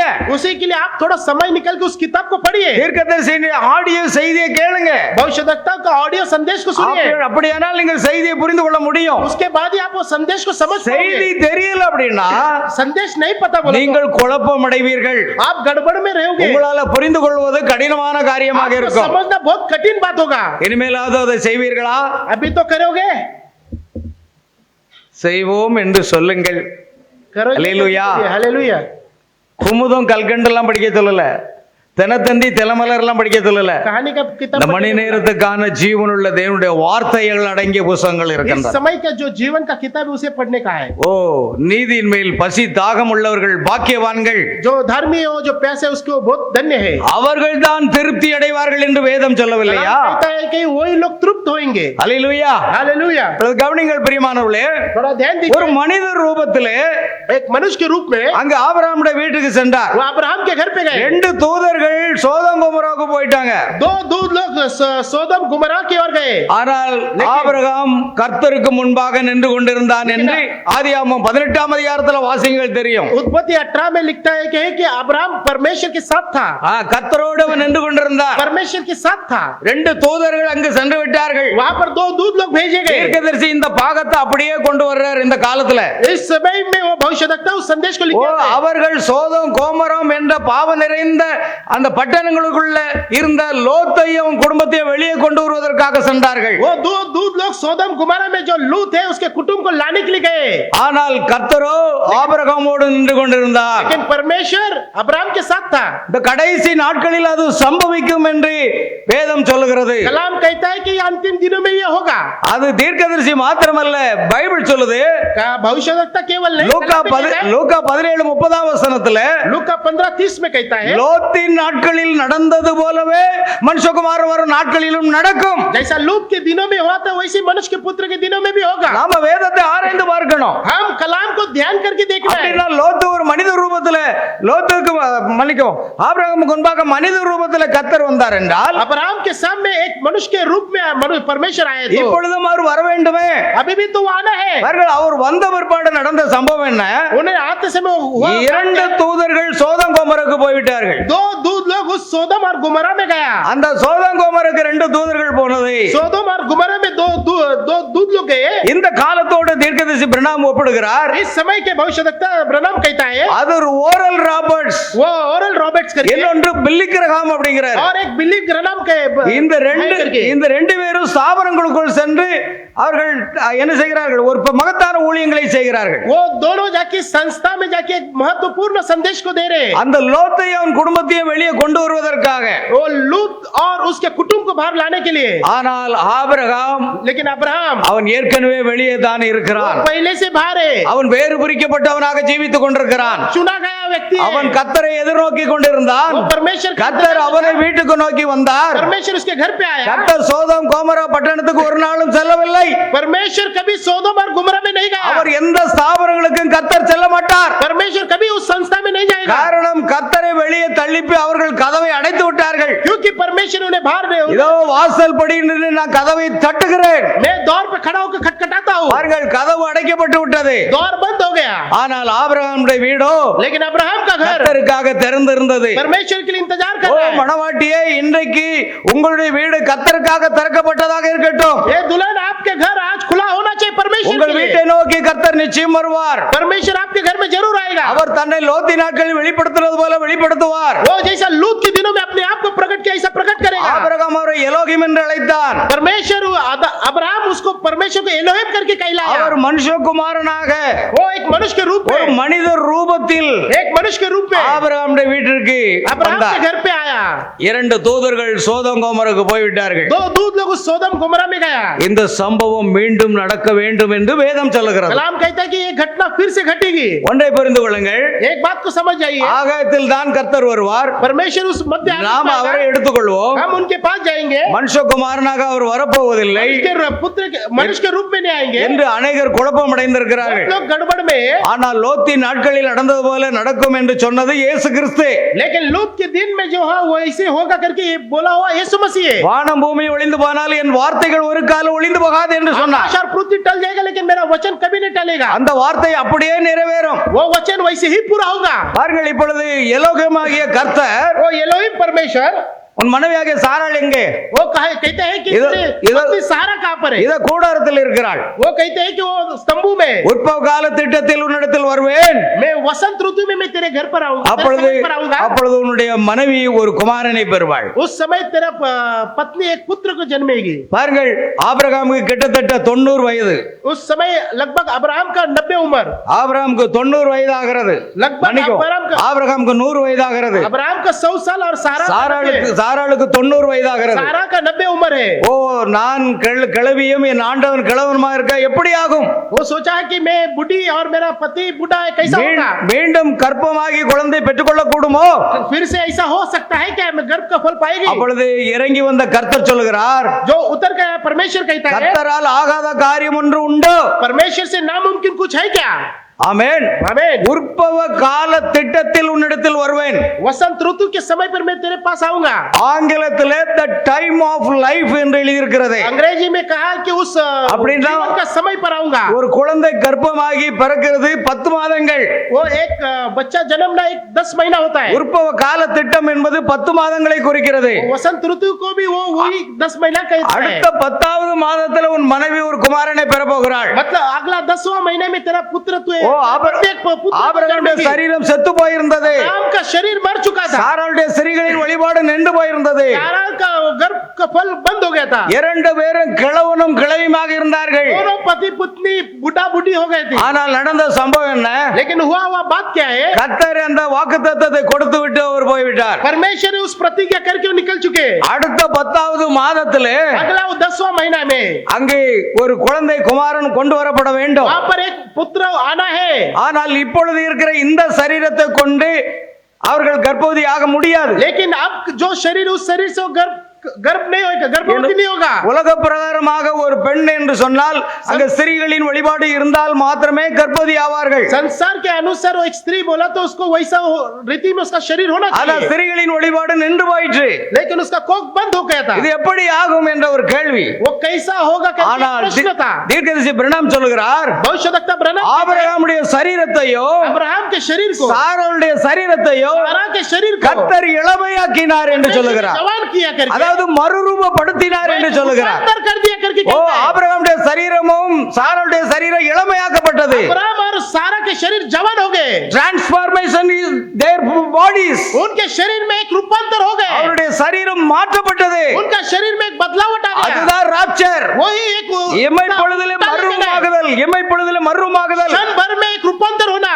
ஆகையால் ஆபிரகாமுடைய சரீரமும் लेकिन अब्राहम का शरीर भी, சாராளுடைய சரீரம் மறுரூபப்படுவதற்கு முன்பாக सारा का शरीर भी रूपांतर होने से पहले கர்த்தர் அங்கே இறங்கி வந்தார். परमेश्वर स्वयं वहां पर उतर कर आया। ஹalleluya. புரிந்து கொள்கிறீர்களா? आप समझ रहे हो क्या? அப்படியானால் நாம் எடுத்துக்கொள்வதற்கு முன்பாக उसी अनुसार हम भी जब उठा ले जाने से पहले ஆபிரகாமும் சாராளும் மறுரூபப்பட்டது போல, जैसा अब्राहम और सारा रूपांतर हुए, இளமையாக்கப்பட்டது போல जैसा जवान हो गए, நாமும் இளமையாக்கப்படும் பொழுது, हम भी उस जवान में होते ही, நாம் இளமையாக்கப்படுவதற்கு முன்பு, वो जवान होने से पहले, நாம் மறுரூபப்படுவதற்கு முன்பு, हम भी रूपांतर होने से पहले, எடுத்துக்கொள்ளப்படுவதற்கு முன்பு, उस उठा ले जाने से पहले அவரும் மனித ரூபத்தில் மணவாட்டியை சந்திக்க அவர் வர வேண்டும். वो भी मनुष्य के रूप में दुल्हन को देखने आएगा। புரிந்து கொள்கிறீர்களா? आप समझ रहे हो இது क्या? வேதம். ये कलाम है। நான் தீர்க்கதரிசி செய்தியையும் मैं भविष्य- வேதத்தையும் இணைத்து பேசிக் கொண்டிருக்கிறேன். भविष्यवक्ता का संदेश और कलाम को जोड़कर बोल रहा हूँ। ஏன்னா லோத்தி நாட்கள எப்படி மனித ரூபத்தில் கர்த்தர் இறங்கி வந்தாரோ जैसा அப்போதே போன்று இறங்கி வர வேண்டும்.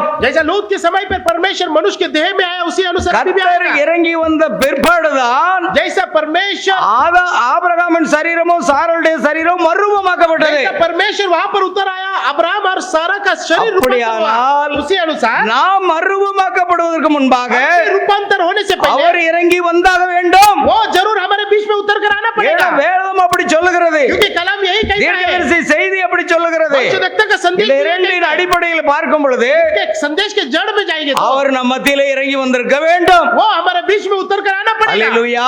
हालेलूया. ஏனென்றால் கர்த்தர் தாமே ஆரவாரத்தோடு परमेश्वर स्वयं उस ललकार के साथ, பிரதான தூதனுடைய சத்தத்தோடு उस प्रधान दूत के शब्द के தேவ साथ, எக்காலத்தோடு வானத்திலிருந்து இறங்கி வருவார். परमेश्वर की तुरी के साथ आकाश में आएगा. அல்லேலூயா. हालेलूया. அவர்கள் இந்த மூன்று காரியத்தை நாம் பார்க்கிறோம். हम तीन चीजों को देखते हैं. அதாவது மூன்று முறை அவர் வருகிறார். वो तीन बार आते हैं. பாருங்க, முதலாவது மனுஷகுமாரனாக வந்தார். पहला वो मनुष्य के रूप में आया, அது ஒரு தீர்க்கதரிசி. वो भविष्यवक्ता है. இரண்டாவதாக அந்த தீர்க்கதரிசி ஊழித்து அவர் முதலாவது வருகையிலே நிரூபித்தார். वो पहला सेवकाई को उन्होंने किया.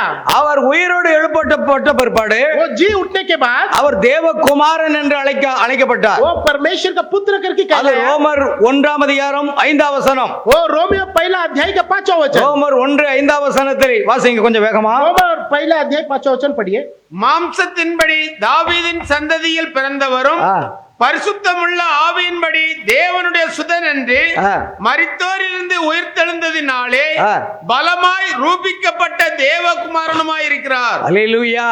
हालेलूया. அவர் உயிர்த்தெழுந்த பிற்பாடு தேவகுமாரன் என்ற ஸ்தானத்துக்கு போகிறார். वो जी उठने के बाद परमेश्वर का पुत्र करके स्थान पे जाता है. ஆனால் அவர் பூமியில் இருந்த பொழுது लेकिन वो संसार में रहते समय மனுஷகுமாரன் என்று அழைக்கப்பட்டார். मनुष्य के पुत्र करके कहलाया. மனுஷகுமாரன் என்றால் தீர்க்கதரிசி என்ற அர்த்தம். मनुष्य का पुत्र मतलब भविष्य. ஏற்கனவே மோசே சொல்லி இருக்கிறார், वो मूसा को कहा है, உங்கள் சகோதரர்களிலிருந்து आपके भाइयों में से என்னை போல ஒரு தீர்க்கதரிசியை தேவன் உங்களுக்கு எழுப்ப பண்ணுவார். मेरे अनुसार एक नबी को तुम्हारे बीच में அவருடைய तैयार சொல் करूंगा. அவருடைய சொல் கேளாதவன் எவனோ जो कोई उसके शब्दों को नहीं அவன் सुनेगा, ஜனத்தில் இராதபடி நிர்மூலமாக்கப்படுவார். वो लोगों में नहीं रहेगा, वो नाश हो जाएगा. மோசேயை போன்ற ஒரு தீர்க்கதரிசி मूसा के जैसा एक नबी को இயேசு கிறிஸ்துவை குறித்து மோசே பிறகு பேசுகிறார். यीशु मसीह के बारे में मूसा कहता है. கிட்டத்தட்ட ஆயிரக்கணக்கான ஆண்டுகளுக்கு முன்பாக வாழ்ந்த மோசேக்கு அந்த தீர்க்கதரிசனம் வருகிறது. लगभग 1000 वर्ष के पहले मूसा को மோசே போன்ற ஒரு தீர்க்கதரிசி, मूसा के जैसा एक नबी, அவர்தான் முதலாம் வருகையில் வந்த மனுஷகுமாரனாக இயேசு கிறிஸ்து. वही पहला आगमन में आया यीशु मसीह है. ஆகையால் இப்பொழுது உயிர்த்தெழுந்த பிற்பாடு वो उठा ले जाने के बाद அவர் தேவகுமாரனாக இருக்கிறார். वो परमेश्वर का पुत्र है. தேவகுமாரன் என்றால் பரிசுத்த ஆவியினுடைய ரூபத்தில். परमेश्वर का पुत्र बोला तो இயேசு உயிர்த்தெழுந்த பிற்பாடு यीशु मसीह उस उठा ले जाने के बाद பெந்தெகோஸ்தே நாளிலே पेंतेकोस्त के दिन தேவ में வீட்டறையிலே 120 பேர் கூடி இருந்த பொழுது पूरी जगह पे 120 लोग ஓ थे. அக்கினி போன்ற நாவுகள் காணப்பட்டு वहां पर एक अग्नि उतरा, அவர்கள் ஒவ்வொரு மேலும் வந்து அமர்ந்தது. वो हर एक के ऊपर उतरा. वो அவர்கள் எல்லாரும் பரிசுத்த ஆவியினால் நிரப்பப்பட்டார்கள். सभी लोग पवित्र आत्मा से भर चुके. அவர்கள் அதுதான் தேவகுமாரன். वही परमेश्वर का पुत्र है. பரிசுத்த ஆவியின் ரூபத்தில் அவர் இருக்கிறார். वो पवित्र आत्मा के रूप में. ஆனால் மூன்றாவது நாம் பார்க்கிறோம், तीसरा हम देखते हैं, இப்பொழுது அவர் பரிசுத்த ஆவி என்ற வடிவில் वो पवित्र आत्मा के காண रूप में முடியாத நபராய் இருக்கிறார். जो नहीं दिखता उस व्यक्ति है. அவர் தேவகுமாரனாய் वो இருக்கிறார். परमेश्वर का पुत्र है. ஆனால் 1000 வருஷ அரசாட்சி வரும் பொழுது 1000 वर्ष के राज जाते समय அவர் தம்முடைய பிதாவுடைய சிங்காசனத்திலே உட்காருகிறார். वो अपने पिता के स्थान पे बैठा है. அப்பொழுது அவர் என்னவாக இருப்பார்? अभी वो कौन रहेगा? தாவீதின் குமாரனாக இருப்பார். दाऊद का पुत्र है. பாருங்கள், இயேசு கிறிஸ்துவின் 3 பாகம். यीशु मसीह का 3 भाग. ஒன்று மனுஷகுமாரன், पहला है मनुष्य का पुत्र, இன்னொன்று தேவகுமாரன், एक परमेश्वर का पुत्र, இன்னொன்று தாவீதின் குமாரன். फिर तीसरा वो दाऊद का இந்த पुत्र. மனுஷகுமாரனாக அவர் முதலாவது வருகையில இறங்கி வந்தது எதற்காக? वो मनुष्य के पुत्र में उतर कर आया किस लिए? அவர் வந்த நோக்கமே, वो आने का कारण क्या है? பாருங்கள், அவர் சோதோம் கோமரா பட்டணத்திலே वो सोदम गोमोरा उस नगर में அவர் ஒரு தீர்க்கதரிசியாய் ஒரு மனித ரூபத்தில், एक भविष्यवक्ता एक मनुष्य के रूप में, மாமிசத்தில் ஒரு மனிதனாக वो देह के रूप में, मनुष्य के रूप में தேவன் எலோகிம் என்பதாக வெளிப்படுத்தினார். वो अपने आप को एलोहिम करके प्रकट किया.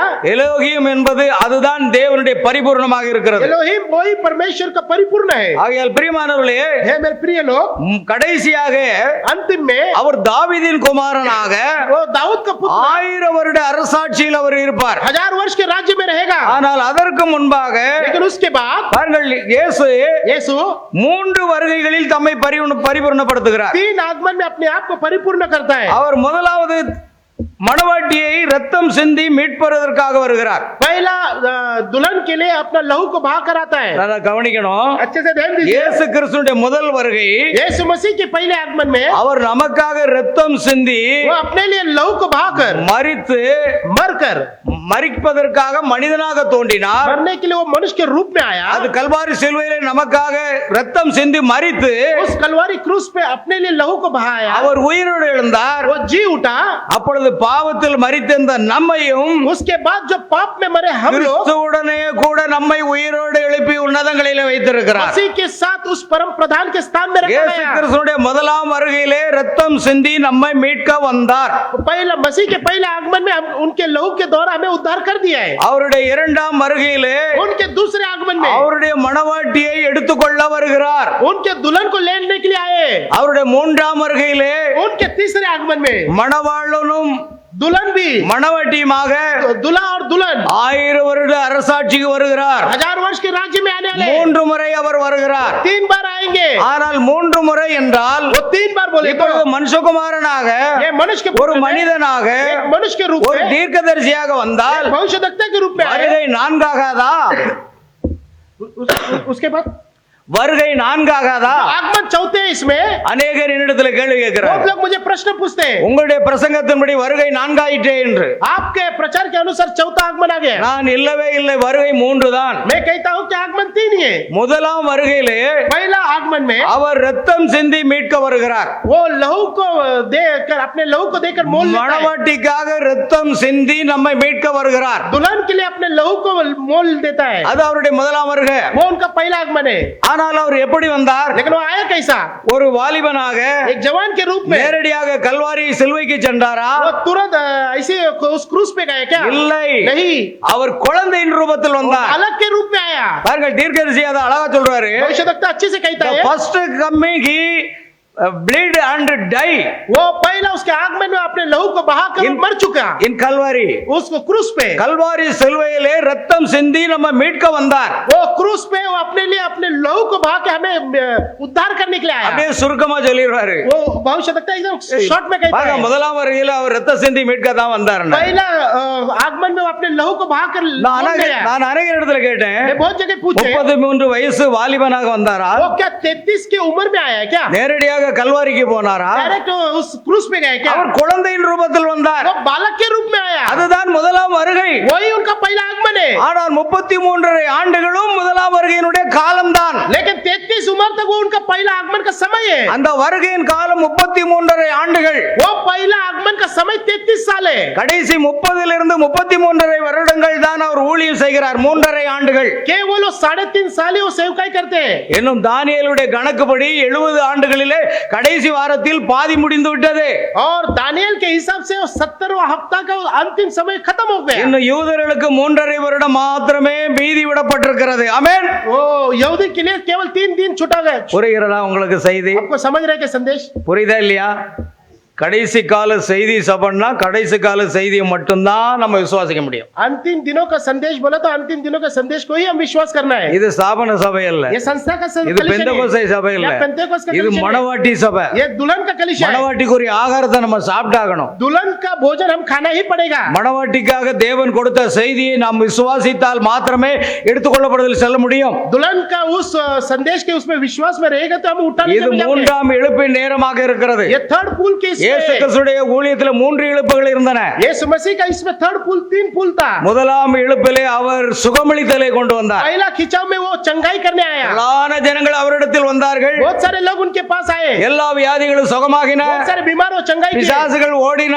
शैतान भागा. அற்புதங்கள் நடந்தன. अद्भुत काम हो गया. எல்லாரும் கூட்டம் வந்து விட்டது. बहुत सारे लोग आए उनके पास. அவருடைய இரண்டாம் எழுப்பின் போது उनका दूसरे आगमन में அவர் நீங்கள் மனுஷகுமாரனுடைய இரத்தத்தை பானம் பண்ணாமலும் वो मनुष्य के पुत्र के उस लहू को तुम அவருடைய மாம்சத்தை புசியாமலும் இருந்தால் उसके उनके देह को नहीं खाएंगे உங்களுக்குள்ள நித்திய ஜீவன் இல்லை என்று आपके சொன்னார். अंदर अनंत काल का जीवन नहीं है ஓ, இயேசு கிறிஸ்துவின் மூலமாக நீங்கள் உலகத்தில் எவ்வளவு ஆசீர்வாதங்களை பெற்றிருக்கலாம். यीशु मसीह के द्वारा आपने कितना तो आत्मा पाए, எவ்வளவு சுகத்தை பெற்றிருக்கலாம். कितना तो चंगाई भी और पाए. புற்றுநோயில் இருந்து சுகம் பெற்றிருக்கலாம். 12 बड़े बीमार से चंगाई पाए. நடக்க கூடாதவர்கள் நடந்திருக்கலாம். जो लंगड़ा है उसमें चंगाई. மரித்தோர் கூட எழுப்பப்பட்டிருக்கலாம். जो मरे उसको भी जी उठा. ஆனால் அவர்களுக்குள் நித்திய ஜீவன் இன்னும் வரவில்லை. लेकिन उनके अंदर अनंत काल का जीवन अभी तक नहीं है। இரண்டாவது எழுப்பின் ஊழியமானது जो सेकंड पुल அது है நித்திய ஜீவனை குறித்ததாக वो இருந்தது. अनंत काल के जीवन के बारे में। முதலாம் எழுப்பின் ஊழியமானது पहला जो पुल का जो सेवक है ஜனங்களுடைய ஆசீர்வாதமான காரியமாக இருந்தது. लोगों का आशीर्वाद का संदेश இன்னைக்கு था। உலகமெங்கும் பார்க்கும் பொழுது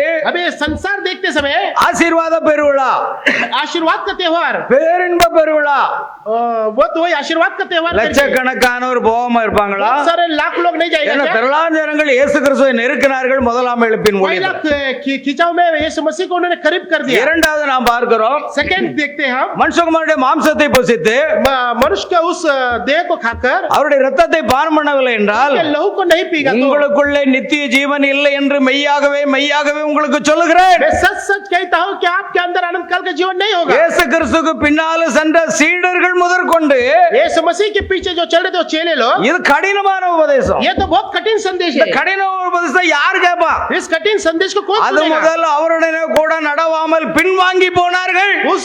उनके साथ नहीं चला और वो पीछे हट गए। இயேசு யாரை பற்றியும் கவலைப்படல. यीशु मसीह किस बात का फिक्र ஏன்னா नहीं அவருக்கு किया? தெரியும் उनको पता है அவர் எவர்களை முன்னறிந்தாரோ जिसे पहला चुना है, அவர்களை முன்குறித்திருக்கிறார். पहला उन्हें चुना है, எவர்களை முன்குறித்தாரோ चुना है, அவர்களை அழைத்திருக்கிறார். बुलाया भी गया, எவர்களை அழைத்தாரோ जिन्हें बुलाया गया, அவர்களை நீதிமான்களாக்கினார். धर्मी भी बनाया, எவர்களை நீதிமான்களாக்கினாரோ धर्मी बनाया, அவர்களை மகிமைப்படுத்தி उन्हें இருக்கிறார். महिमा करते करा। அல்லேலூயா. हालेलूया। ஏற்கனவே நாம் மகிமைப்படுத்தி விட்டோம் அவருடைய சிந்தையில். हम पहले से उनके विचारों में हम ஓ महिमा पा உலக गया। தோற்றத்துக்கு முன்பாக நம்முடைய பெயர்கள் எல்லாம் ஜீவ புஸ்தகத்திலே எழுதப்பட்டிருக்கிறது என்று வெளிப்படுத்தல் 13:8 சொல்லுகிறது. प्रकाशित वाक्य 13:8 में कहता है कि संसार उत्पन्न होने से पहले हम उसके जीवन के पुस्तक में लिखा गया है। இல்லன்னா இந்த மணவாட்டிக்குரிய இந்த செய்திக்கு நம்ம வர முடியும்னு नहीं நினைக்கிறீங்களா? तो हम आप लगते हैं कि हम इस दुल्हन के संदेश में आएंगे। அல்லேலூயா. हालेलूया। இதே 90 ஃபீட் ரோட்ல इसी 90 फीट रोड पे நல்ல கோட்டரை குடிச்சிட்டு अच्छा क्वार्टर को पी के, சிகரெட் அப்படியே இழுத்து ஊதிட்டு நடந்தவனாம். अच्छा सिगरेट को पी के घूमता था मैं। 1980 இருந்து நான் மும்பைல இருந்தேன். 1980 से मैं इस मुंबई में, பாவ வாழ்க்கை. என்னுடைய நண்பர்களோடு வேலைக்கு போயிட்டா வீட்டுக்கு வர மாட்டான், பீர் பார்க்கு போயிருவேன். मैं अच्छा वो बियर शॉप में जाता था। मैं लोगों के घर पे गया था। 83ஆம் ஆண்டு எனக்கு திருமணம் நடந்தது. 83 में मेरा विवाह हुआ। என்னுடைய நண்பர்களோடு நான் பீர் பார்ல போய் எல்லா மதுபானங்களை குடித்து விட்டு 83 में मैं अच्छा मेरे दोस्तों के साथ जाके बियर शॉप में दारू पिया। பாதி பாட்டில் மீதி இருந்தது. आधा बोतल बचा था, பேண்ட் பேக்ல சொருகிட்டு வீட்டுக்கு வந்துட்டேன். वो उसे पैंट में रखकर वहाँ घर पे வீட்டுல आया। ஒரே போராட்டம். घर पे अच्छा ஆண்டவரே என் வாழ்க்கைக்கு குடியார கனவு மட்டும் வேண்டாம் அப்படின்னு என் மனைவி ஜெபம் பண்ணிட்டே இருந்தா. मेरा पत्नी प्रेयर कर रहा था कि मुझे बेवड़ा पति नहीं चाहिए। கர்த்தர் என்ன நோக்கத்துக்காக குடியார கணவனை கொடுத்தாருன்னு தெரியல. और पति क्यों ये बेवड़ा दिया गया पता नहीं। ஆனால் இப்பொழுது புரிகிறது. अभी समझ रहा हूँ। கிட்டத்தட்ட 35-36 ஆண்டுகளாக लगभग 35-36 साल நாங்கள் से கர்த்தருடைய ஊழியத்தை செய்து வருகிறோம். परमेश्वर के सेवकाई को कर रहे हैं। இதே 90 அடி ரோட்ல इसी 90 வீனஸ் ஹோட்டலுக்கு ஏத்தால इस वीनस होटल के सामने SRB electronics and electricals and recording centre வச்சு நடத்துனவன். उनके नाम से एक इलेक्ट्रॉनिक शॉप रखा था। அப்பொழுது எனக்கு 89ஆம் ஆண்டுல எல்லா கார் வசதி எல்லாமே இருந்தது. उस समय 89 में मेरे पास अच्छा कार ஆனால் का facility கர்த்தர் था। என்னை ஊழியத்துக்கு அழைத்த பொழுது लेकिन परमेश्वर ने मुझे எல்லாவற்றையும் விட்டு விட்டேன். सेवकाई में बुलाते समय सब எல்லாம் छोड़ கார் दिया। முதற்கொண்டு கடையில் உள்ள எல்லா பொருளையும் காலி பண்ணி விட்டு கர்த்தருக்கு ஒப்பு கொடுத்தேன். वो दुकान का सारा सामान को बेच के कार भी बेच के मैं आ गया। கர்த்தர் என்னை ஊழியத்தின் பாதையிலே கொண்டு வந்தார். परमेश्वर ने मुझे सेवकाई में लिखा है। ஒரே ஒரு காரியத்தை சொல்ல விரும்புகிறேன். एक ही बात को बोलता हूँ। அதாவது என்னுடைய நேரம் கடந்து போய்விட்டது. समय बीत गया।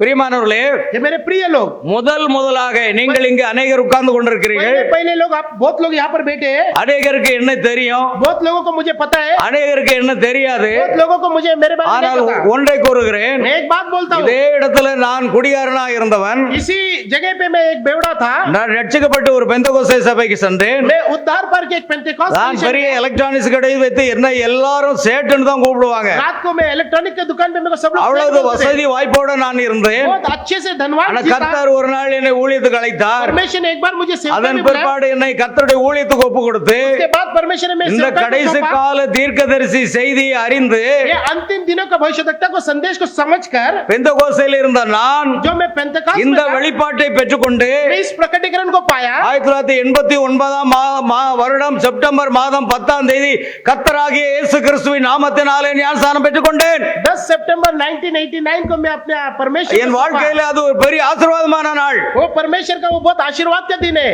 அல்லேலூயா. हालेलुया। அருமையான தேவ பிள்ளைகளே, हमारे प्रिय बच्चे लोग, பாஸ்டர் டேனியல் கிஷன் உங்களுக்கு தெரியும். पास्टर डैनियल क्रिस्टन आपको पता है, எப்பொழுது அவர் வயதாகி உடல்நலம் சரியில்லாமல் இருக்கிறார்கள். उनका उम्र हो गया है। வெள்ளிக்கிழமை என்று அவரை நான் வீட்டுக்கு சென்று சந்தித்து வந்தேன். शुक्रवार के दिन मैं उनको मिलकर आया। அருமையான தேவனுடைய பிள்ளைகளே, परमेश्वर के बच्चे लोग, இந்த ஊழியத்தை நீங்க பாக்குறீங்க. ये सेवकाई को आप கடந்த 22ஆம் தேதி गए 22 तारीख को ஊழியத்தின் பாதையில பல ஆண்டுகள் உதவியாக இருந்த சகோதரர் யோவான் அவர்கள், जो सेवकाई में बहुत सालों से थे, जो भाई योहान, அவர் இந்த சபைக்கு மேய்ப்பனாக, इस कलीसिया के लिए चरवाहा இந்த करके, சபைக்கு பாஸ்டராக इस कलीसिया के लिए पास्टर करके அவர் அபிஷேகம் பண்ணப்பட்டார். उन्हें अभिषेक किया गया। அல்லேலூயா. हालेलुया। நல்ல கவனிக்கணும். ஒரு வார்த்தை மட்டும் சொல்லிருந்தேன், एक बात அனைவருக்கு को தெரியாது. बोलता हूँ, मैं खत्म करता हूँ। ஏனென்றால் क्यों करके 1989ஆம் ஆண்டு वो 1989 में நான் அப்பொழுதுதான் முதலாக இந்த ஊழியம் ஆரம்பிக்கப்பட்டது. मैं पहली बार ये सेवकाई को चलाया। அந்த ஊழியம் ஆரம்பிக்கப்பட்டு वो सेवकाई को करते எங்களுக்கு समय சர்ச்சு கிடையாது. हमको कलीसिया नहीं था। இந்த காமராஜ் ஸ்கூல்ல தான் நாங்க ஆராதனை நடத்தி கொண்டு வந்தோம். हमारा स्कूल में वो आराधना कर रहे थे। பாருங்கள், அப்பொழுது சகோதரர் யோவான் அவர்களும் भाई उस समय योहान சகோதரி லீதியாளும் और बहन लीदिया எங்கள் ஊழியத்துல மிகவும் உதவியாக இருந்தவர்கள். उस समय हमारे सेवकाई के लिए बहुत एकदम स्पीड में मदद कर रहे थे। எங்களுடைய சபையிலே விசுவாசியா இருந்தவர்கள். एक विश्वासी लोग थे, ஆனா ஊழியத்தின் பாதையில எங்களுக்கு எல்லா உதவியும் செய்வார்கள். लेकिन सेवकाई के समय पे हमें अच्छा मदद நாங்கள் करते थे। என்று எங்கு ஜெபத்துக்கு சென்றாலும் கணவன் மனைவியாக வந்து எங்களுக்கு உதவி செய்வார்கள். हम किधर भी सेवकाई को जाते थे, पति पत्नी साथ में आके सेवा मदद அப்படியாக करते थे। ஊழியம் வளர்ந்து வருகிற நாட்களிலே वैसे वो जो उनका सेवकाई हमारे கர்த்தர் बढ़ते என்னை समय பாளையங்கோட்டையிലേക്ക് சென்று ஊழியத்தை துவங்க என்று சொன்னதனாலே परमेश्वर ने मेरे को पालनकोटे में सेवकाई அந்த करने के लिए ஊழியத்தை बोलने के कारण ஒப்படைத்து இந்த விசுவாசிகளை ஒப்படைத்து விட்டு நான் கடந்து சென்றேன். ये विश्वासी को छोड़ के निकल गया। ஆனால் இப்பொழுது சர்ச்சைக்கு ஒரு பாஸ்டரை கர்த்தர் கொடுத்திருக்கிறார். आज कलीसिया के लिए एक पास्टर करके दिया है। அதற்கு எல்லா விதமான தகுதியும் பெற்ற ஒரு நபர் என்று நான் சாட்சி கொடுக்கிறேன். मैं उनके लिए गवाही देता हूँ कि वो उसके लिए योग्य है, காரணம் 89ஆம் ஆண்டிலிருந்து எங்களுக்கு உதவியாக இருந்தவர்கள். क्योंकि 89 से वो हमारे लिए मदद में था। ஆகையால் அவர்கள் இந்த சபைக்காக இந்த ஊழியத்திற்காக மிகுந்தும் பிரயாசப்பட்டவர்கள் என்பதை ஞாபகப்படுத்திக் கொள்கிறேன். मैं आपको याद दिला रहा हूँ कि इस कलीसिया के लिए बहुत उन्होंने भी कष्ट उठाए हैं। वैसे அவருக்காக சகோதரிக்காக நீங்கள் தொடர்ந்து ஜெபிக்க வேண்டும் என்று கேட்டுக்கொள்கிறேன். मैं आपसे विनती करता हूँ कि भाई और बहन के लिए आप लोग सभी लोग प्रार्थना करना चाहिए। நாங்களும் நிச்சயமாக ஜெபிப்போம். हम लोग भी जरूर प्रार्थना करेंगे। கர்த்தர் இன்னும் வல்லமையாக பயன்படுத்த வேண்டும். परमेश्वर और सामर्थ के साथ उनको ஏனென்றால் ஆரம்ப ஊழியத்திலே எங்களோடு கூட இருக்கிறவர்கள். क्योंकि परमेश्वर वो गहराई से उनके सेवकाई में है। அல்லேலூயா. हालेलुया। ஆமென். आमीन। ஆகையால் கர்த்தர் இந்த நாட்களிலே சில காரியங்களை சொல்லி நான் முடிக்கிறேன். मैं कुछ बातों को बोलकर खत्म ஒரு करता 10 हूँ। நிமிஷம் தான் டைம் இருக்குது. 10 मिनट समय है। ஆகையால் 3 முறை அவர் வருகிறார். वो 3 बार आते அது हैं। முதலாவது இரத்தம் சிந்தி वो पहला लहू को बहाकर மரித்து मरकर மணவாட்டியை மீட்க வந்தார். वो दुल्हन को छुटकारा पाने आया। இரண்டாவதாக மணவாட்டியை மறுரூபப்படுத்தி எடுத்துக்கொள்ள வருகிறார். उसके बाद दुल्हन को रूपांतर करने के लिए उठा ले அது ஆகாயத்தில் எடுத்துக்கொள்ளப்படுதல் நடைபெறும். मध्य आकाश में उठा ले जाओगा। அதற்கு முன்பாக ஒரு பூமியில் வந்து उसके बाद वो पृथ्वी पर आकर வெளிப்படுத்தல் 10ஆம் அதிகாரம் 1ஆம் வசனத்தை இப்பொழுது நாம் வாசிக்கலாம். वो 10वां अध्याय के पहले वचन को நான் पढ़ेंगे। உங்களுக்கு சுருக்கமாக செய்தி கொடுக்கிறேன். एकदम छोटे में संदेश देता हूँ। நிறைய பாகங்கள் இருக்கிறது. बहुत सारे भाग है। சுருக்கமாக கொண்டு मैं வருகிறேன். छोटे बात में बोलता हूँ। பின்பு பலமுள்ள வேறொரு தூதன் வானத்திலிருந்து இறங்கி வர கண்டேன். ஆ. மேகம் அவனை சூழ்ந்திருந்தது. பாருங்கள், ஒரு பலமுள்ள தூதன் தான், mighty angel come down from heaven. वो एक शक्तिशाली देवदूत उस स्वर्ग से उतर कर आया। மேகம் அவனை சூழ்ந்திருந்தது. பாருங்க, देखिए வாசிக்கலாம். அவனுடைய சிரசின் மேல் வானவில் இருந்தது. அவனுடைய முகம் சூரியனைப் போலவும் அவனுடைய கால்கள் அக்கினி ஸ்தம்பங்களைப் போலவும் இருந்தது. திறக்கப்பட்ட ஒரு சிறு புஸ்தகம் அவன் கையில் இருந்தது. தன் வலது பாதத்தை சமுத்திரத்தின் மேலும் தன் இடது பாதத்தை பூமியின் மேலும் வைத்து சிங்கம் கர்ஜிக்கிறது போல மகா சத்தமாய் ஆர்ப்பரித்தான். அவன் ஆர்ப்பரித்த போது 7 இடிகளும் சத்தம். பாருங்கள், 7 இடிகள் சத்தமிட்டு முழங்கின. 7 गर्जन के शब्द सुनाई दिए।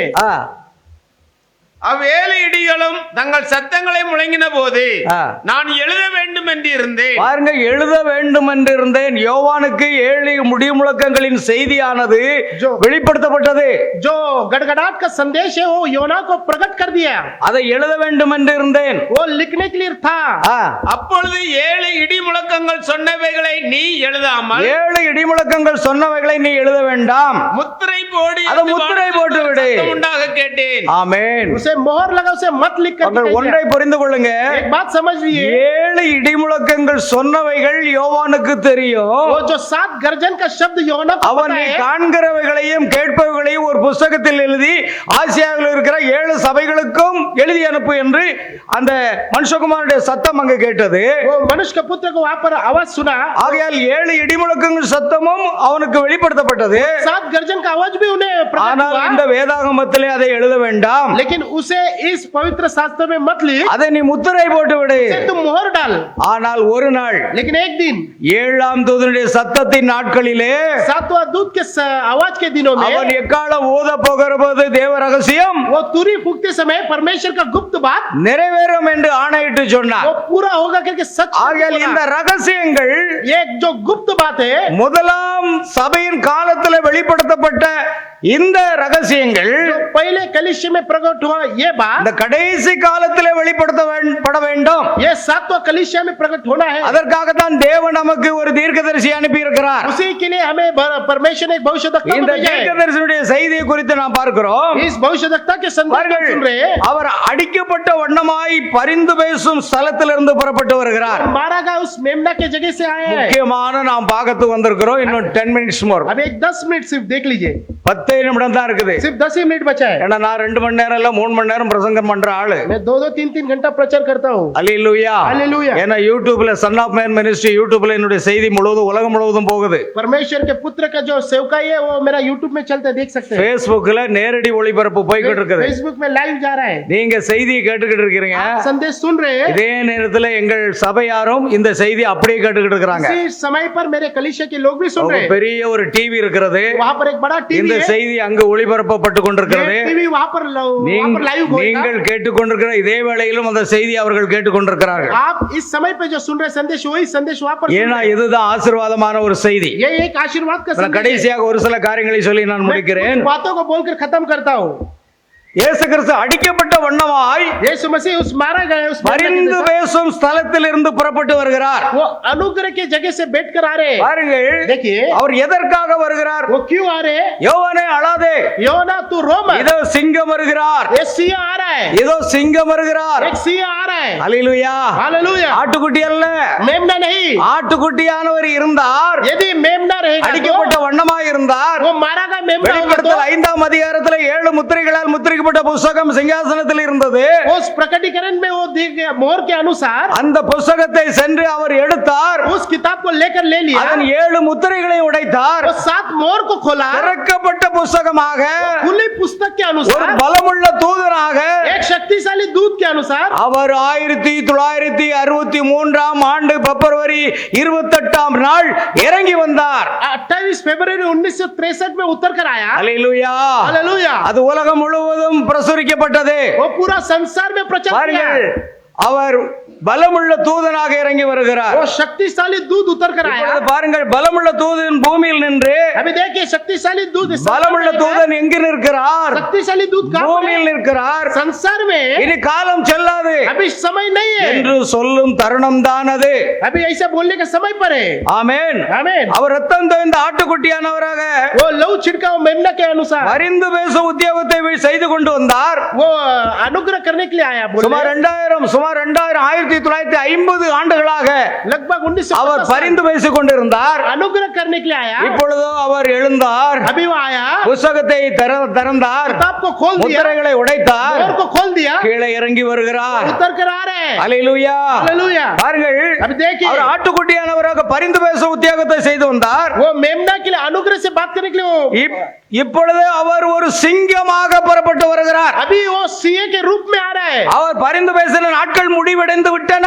उनका अनुग्रह का दिन खत्म हो गए. தீர்க்கதரிசி இந்த கேள்வி பிரசங்கத்தை பண்ணின உடனே, भविष्यवक्ता प्रचार करते समय அப்படி என்றால் யாரும் ரட்சிக்கப்பட முடியாதா? तो कौन उद्धार नहीं पाएगा அப்ப क्या? கிருபை முடிந்து விட்டதா क्या अनुग्रह खत्म हो गया? என்ற கேள்வி எல்லாம் வைத்தார்கள். ये सारे प्रश्नों को रखे. அவர் சொல்லுகிறார், वो कहते हैं ஓ அப்படி தவறான எண்ணத்துக்கு போயிடாதீங்க. आप गलत विचार में मत जाइए. இப்பொழுது ஆத்துமாக்கள் ரட்சிக்கப்பட்டு கொண்டிருக்கிறார்கள். अभी भी आत्मा उद्धार पारे கிருபை முடிந்து விட்டதா என்ற கேள்வியை நான் இங்கு வைத்திருக்கிறேன். अनुग्रह ஆனா எனக்கு சமயம் இல்லை. मेरे को समय नहीं है अभी. வேண்டுமானால் ஆராதனை முடிந்த பிறகு என்னிடத்தில் நீங்கள் கேள்வி இருந்தால் கேட்கலாம். यदि आराधना खत्म होने के बाद आपको मुझे प्रश्न पूछना है तो पूछ सकते हैं. ஆகையால் பரிந்து பேச நாட்கள் முடிவடைந்து விட்டன. क्या अनुग्रह का समय खत्म हो गया? அசுத்தமாய் இருக்கிறவன் இன்னும் அசுத்தமாய் இருக்கட்டும். अशुद्ध है वो अशुद्ध रहने दो. நீதி உள்ளவன் நீதி செய்யட்டும். जो धार्मिक का काम करो धार्मिक का काम करते பரிசுத்தம் रहे. உள்ளவன் இன்னும் பரிசுத்தமாகட்டும். जो पवित्र और पवित्र ஓ, हो गए. அந்த காலம் முடிவடைந்து விட்டது. वो समय निकल गया है. இது ஏழாம் சபையின் காலத்தில் நிகழ்கிறது என்பது நினைவிருக்கட்டும். ये सातवां कलीसिया के समय पर जी रहे. இது 1963 ஆண்டு 1963 से लेके தீர்க்கதரிசி வில்லியம் பிரணாம் சுவிசேஷத்தை செய்தியை பிரசங்கித்துக் கொண்டிருக்கிற அந்த காலத்தில் நடந்தது. ये विलियम ब्रैनम उस समय पे ये संदेश बोल रहा था, उस समय हुआ. இனிமேல் தான் நடக்கும் என்பதற்கு காரியமே இல்லை. ये अभी होने का बात ही नहीं இது है. ஏழாம் சபையின் காலத்தில் நிகழ்கிறது. ये सातवां कलीसिया के समय அப்பொழுது पर हुआ. தேவ ரகசியம் யாவரும் வெளிப்படும். तो परमेश्वर का गुप्त बात कब प्रकट होगा? ஆகையால் அவர் 2000 ஆண்டு காலமாக அவர் ஆட்டுக்குட்டியானவர் அங்கு வீற்றிருந்தார். वो 2000 वर्ष से वो मेमने के रूप में था. இப்பொழுது உரிமை பத்திரம் கொண்ட புத்தகத்தை வாங்கி அவர் முத்திரைகளை உடைத்து அதனுள் காணப்படும் தேவ ரகசியங்களை வெளிப்படுத்த அவர் நித்தியத்தில் இருந்து புறப்பட்டு வருகிறார். वो उस अनंत से वो उतर कर आया. அது எப்பொழுது? वो कभी கடைசி காலத்தில், ये अंतिम दिनों में, அதுவும் ஏழாம் தூதனாகிய வில்லியம் பிரணாம் செய்தி பிரசங்கித்துக் கொண்டிருக்கிற அந்த நேரத்தில், ये सातवां भविष्यद्वक्ता के दिनों में. அல்லேலூயா, हालेलुया. முற்றிலுமாக அது வேத வசனங்களோடு இணைந்திருக்கிறது. ये पूरा कलाम के वचन से जुड़ा गया है. ஆகையால் அவருடைய மத்தியஸ்த பரிந்து பேசும் ஊழியம் முடிந்த பிற்பாடு அவர் சிங்கமாக வருகிறார். वो मध्यस्थ से बात करने वालों खत्म हो गया, अभी वो सीए के रूप में आ रहे हैं. வெளிப்படுத்தல் 5ஆம் அதிகாரத்திலே அவர் ஆட்டுக்குட்டியின் ரூபத்தில் இருந்தார். प्रकटीकरण 5वां अध्याय में वो मेमने के रूप में था. வெளிப்படுத்தல் 10ஆம் அதிகாரத்திலே और प्रकाशित वाक्य 10वां अध्याय में அவர் கர்ச்சிக்கிற சிங்கமாக இறங்கி வருகிறார். वो गरजते सीए के रूप में आए. அல்லேலூயா. हालेलुया. அவருடைய பரிந்து பேசும் ஊழியம் முடிந்த பிற்பாடு சிங்கமாக வருகிறார். अनुग्रह के उनका बात करने का सेवकाई खत्म பாருங்கள், सीए के रूप में आए. நான் இதை கட்டுக்கதையாக கூறுவதை எண்ண வேண்டாம். आप इसे कहानी के जैसा मत सोचिए. அவையெல்லாம் கர்த்தர் உரைக்கிறதாவது என்பதாக இருக்கிறது. ये ஆமென். सब परमेश्वर कहता है करके कहता ஒரு है. தீர்க்கதரிசி பலமுள்ள தூதன் இறங்கி வந்து விட்டார் என்று சொன்னால் यदि एक भविष्यद्वक्ता शक्तिशाली दूध उतर कर आया बोला तो, அது கர்த்தர் உரைக்கிறதாவது என்று சொன்னால் यदि वो परमेश्वर कहता है बोला तो, நமக்கு புரியுதோ புரியலையோ हमको समझता है ये नहीं நாம் समझता है. விசுவாசித்து தான் ஆக வேண்டும். हम विश्वास करना ही पड़ेगा. ஏனென்றால் லூக்கா 24-25 வசனத்திலே कि लूका 24-28 இயேசு கிறிஸ்து சொல்லும் பொழுது यीशु मसीह कहता है. வாசிக்கலாம் சீக்கிரமா பிரதர். पढ़िए லூக்கா 24-25. लूक 24-25. அப்பொழுது அவர் அவர்களை நோக்கி, தீர்க்கதரிசிகள் சொன்ன யாவையும் விசுவாசிக்கிறதற்கு புத்தி இல்லாத மந்த இருதயம் உள்ளவர்களே. ஆமென். தீர்க்கதரிசிகள் சொன்ன யாவையும் விசுவாசிக்க கூடாதபடி புத்தி இல்லாத மந்தைய இருதயம் உள்ளவர்களே. जो भविष्यद्वक्ता के सब बात पर विश्वास करने में मन मती हो. ஏழாம் தூதனாகிய வில்லியம் பிரணாம் செய்தி அளித்துக் கொண்டிருக்கும் பொழுது பலமுள்ள தூதன் இறங்கி வந்து விட்டார். இது கட்டுக்கதை அல்ல, இது கர்த்தர் உரைக்கிறதாவுன்னு சொல்லும் பொழுது भविष्यद्वक्ता ब्रनाम के समय पर शक्तिशाली दूध उतर कर आया. ஒரு விசுவாசி नहीं है. ஒரு விசுவாசி எப்படி ஏற்றுக்கொள்ளாமல் இருக்க முடியும்? एक विश्वासी इसे कैसे स्वीकार नहीं ஓ, करते? மணவாட்டி எப்படி ஏற்றுக்கொள்ளாமல் இருக்க முடியும்? दुल्हन इसे कैसे स्वीकार नहीं நீங்கள் करते? தீர்க்கதரிசி செய்தியை விசுவாசிக்கவில்லை என்றால் यदि आप भविष्यद्वक्ता के संदेश को स्वीकार नहीं कर रहे तो புத்தி இல்லாத மந்த இருதயம் உள்ளவர்களே என்று அவர் கடிந்து கொள்கிறார் वो இயேசு. कहते हैं कि मंद मती हो. அவர் யாரை கடிந்து கொண்டார் वो தெரியுமா? किसको कहते हैं? அவருடைய சொந்த சீசர்களே கடிந்து கொண்டார். वो उनके चेलों को कहते हैं. ஆனா இன்னைக்கு அப்படிப்பட்ட பிரசங்கத்தை பட்டா சில பேர் கோபம் வரும். आज वैसा प्रचार किया तो लोग அவருடைய சொந்த அவரால் நியமிக்கப்பட்ட அப்போஸ்தலர்களே அவர் கடிந்து கொண்டார். उनसे चुना गया प्रेरित को वैसा बोल रहे हैं. தீர்க்கதரிசி சொன்ன யாவை விசுவாசிக்க கூடாதபடி புத்தி இல்லாத மந்த இருதயம் உள்ளவர்களே என்று அப்போஸ்தலர்களை தான் அவர் கடிந்து கொண்டார். ये निर्बुद्धि हो तुम जो भविष्यद्वक्ता के संदेश को नहीं समझ रहे करके. ஓ, நம்மை கடிந்து கொள்வதற்கு இயேசு கிறிஸ்துவுக்கு உரிமை இல்லையா? क्या हमको परमेश्वर हमको डांटने अधिकार नहीं है நம்ம क्या? ஒவ்வொருவருக்காக அவர் ஜீவனை கொடுத்தாரே. वो हमारे लिए अपने जीवन को दिया. ஆகவே इसलिए அந்த முத்திரைகள் உடைக்கப்பட்டு वो मोहर को खोला गया. அந்த தேவ ரகசியம் வெளிப்படுகையில் परमेश्वर का गुप्त बात प्रकट होते அந்த समय பலமுள்ள தூதன், वो शक्तिशाली दूत, அந்த செய்தியாளன் वो जो संदेश देने वाला கிறிஸ்து मसीह கீழே இறங்கி வந்து उतर कर नीचे நம்முடைய आकर பாதத்தை பூமியின் மேலும் अपने पैर इस पृथ्वी पर சமுத்திரத்தின் மேலும் வைத்து समुद्र के ऊपर रखकर அவருடைய சிரசின் மேல் வானவில் இருந்தது. उनके सरों के ऊपर में एक धनुष था. அவர்கள் பலமுள்ள தூதன் தூதன் பூமிக்கு இறங்கும் இந்த வருகையின் நேரத்தில் ये शक्तिशाली दूत इस संसार में उतरते समय நான் அதை தோன்றுதல் என்றோ அப்பியரன்ஸ் என்றோ நான் விசுவாசிப்பதில்லை. मैं उसे देख रहा करके मैं उसे विश्वास नहीं करते ஏன்னா தீர்க்கதரிசி அதை வருகன்னு தான் சொல்றாரு. क्योंकि भविष्यवक्ता कहता है कि उनको आगमन करके வெளிப்படுத்தல் 10ஆம் அதிகாரமும் அது வருகை என்று தான் சொல்கிறது. और भविष्यवक्ता प्रकटीकरण 10वां अध्याय भी कहते हैं कि उनका वो आगमन है करके லூக்கா 24:37 வசனமும் வருகை என்று தான் சொல்லுகிறது. और लूक 24 में 37 में उनका आगमन कहता है லோத்தின் நாட்களில் நடந்தது போலவே மனுஷகுமாரன் வரும் நாட்களிலும் நடக்கும் என்று எழுதியிருக்கிறது. उन्होंने कहा कि लूत के समय पर जो हुआ है वही मनुष्य के पुत्र के दिनों में भी होगा The करके son of man is coming. वो जो मनुष्य के पुत्र वो आ रहा है The Lord is coming. वो परमेश्वर आ रहा है அதனால நாமும் வருகன்னு சொல்றோம், பிரணாமும் வருவதான் சொல்றாரு. वो भी हम भी आगमन कहता है சில பேர் प्रणाम भी சொல்றாங்க, आगमन कहता है। சில பேர் வருகன்னு சொல்லக்கூடாது பிரதர். कुछ அது लोग बोलते हैं कि उसे आगमन मत कहिए அது தோன்றுதல் என்று சொல்லுகிறார்கள். वो उसे अलग बोलते हैं அது அவருடைய சொந்த கருத்து. वो उनका खुद का विचार है நம்ம ஒவ்வொருவருக்கும் கருத்து சொல்ல உரிமை உண்டு. हम सबको अपना ஆனா கர்த்தருடைய வார்த்தையோ लेकिन परमेश्वर के அது கர்த்தர் உரைக்கிறதாவது என்பதாக இருக்கிறது. दस से दी लॉर्ड करके அது कहते எனக்கு हैं புரியுதோ புரியலையோ वो मुझे समझता है நான் அதை விசுவாசிப்பேன். मैं उसे विश्वास நீங்க करूंगा எப்படி பிரியமானவர்களே आप விசுவாசிப்பீங்களா இல்லையா? विश्वास करेंगे कि नहीं அல்லேலூயா. அல்லேலூயா. பாருங்கள், देखिए பலமுள்ள தூதன் பூமிக்கு இறங்கும் शक्तिशाली उस दूत स्वर्ग से இந்த उतरा வருகை நேரத்தில் इस आगमन के समय இந்த पर 7ஆம் தூதன் ஏற்கனவே பூமியில் இருக்கிறார். ये सातवां दूत पहले से इस संसार में है இப்ப பலமுள்ள தூதன் எப்பொழுது இறங்கி வந்தார்? ये शक्तिशाली दूत कब उतर कर आया சொல்லுங்க பார்க்கலாம். எப்பொழுது இறங்கி வந்தார் कब उतर कर आया சொல்லுங்க. बोलिए எங்க சபையில எல்லாம் கண்ணீர் கண்ணீர்னு சொல்லிடுவாங்க. मेरे 1963 பிப்ரவரி மாதம் 28 तारीख 28 28 फरवरी 1963 में பாருங்க, உங்களுக்கு அந்த புகைப்படத்தை எடுத்துட்டு வந்திருக்கிறேன். देखो वो चित्र को भी लाया பாருங்க அது எப்படி இருக்குது பாருங்க. वो देखिए விஞ்ஞானிகள் இப்படி புகைப்படம் எடுத்தார்கள்.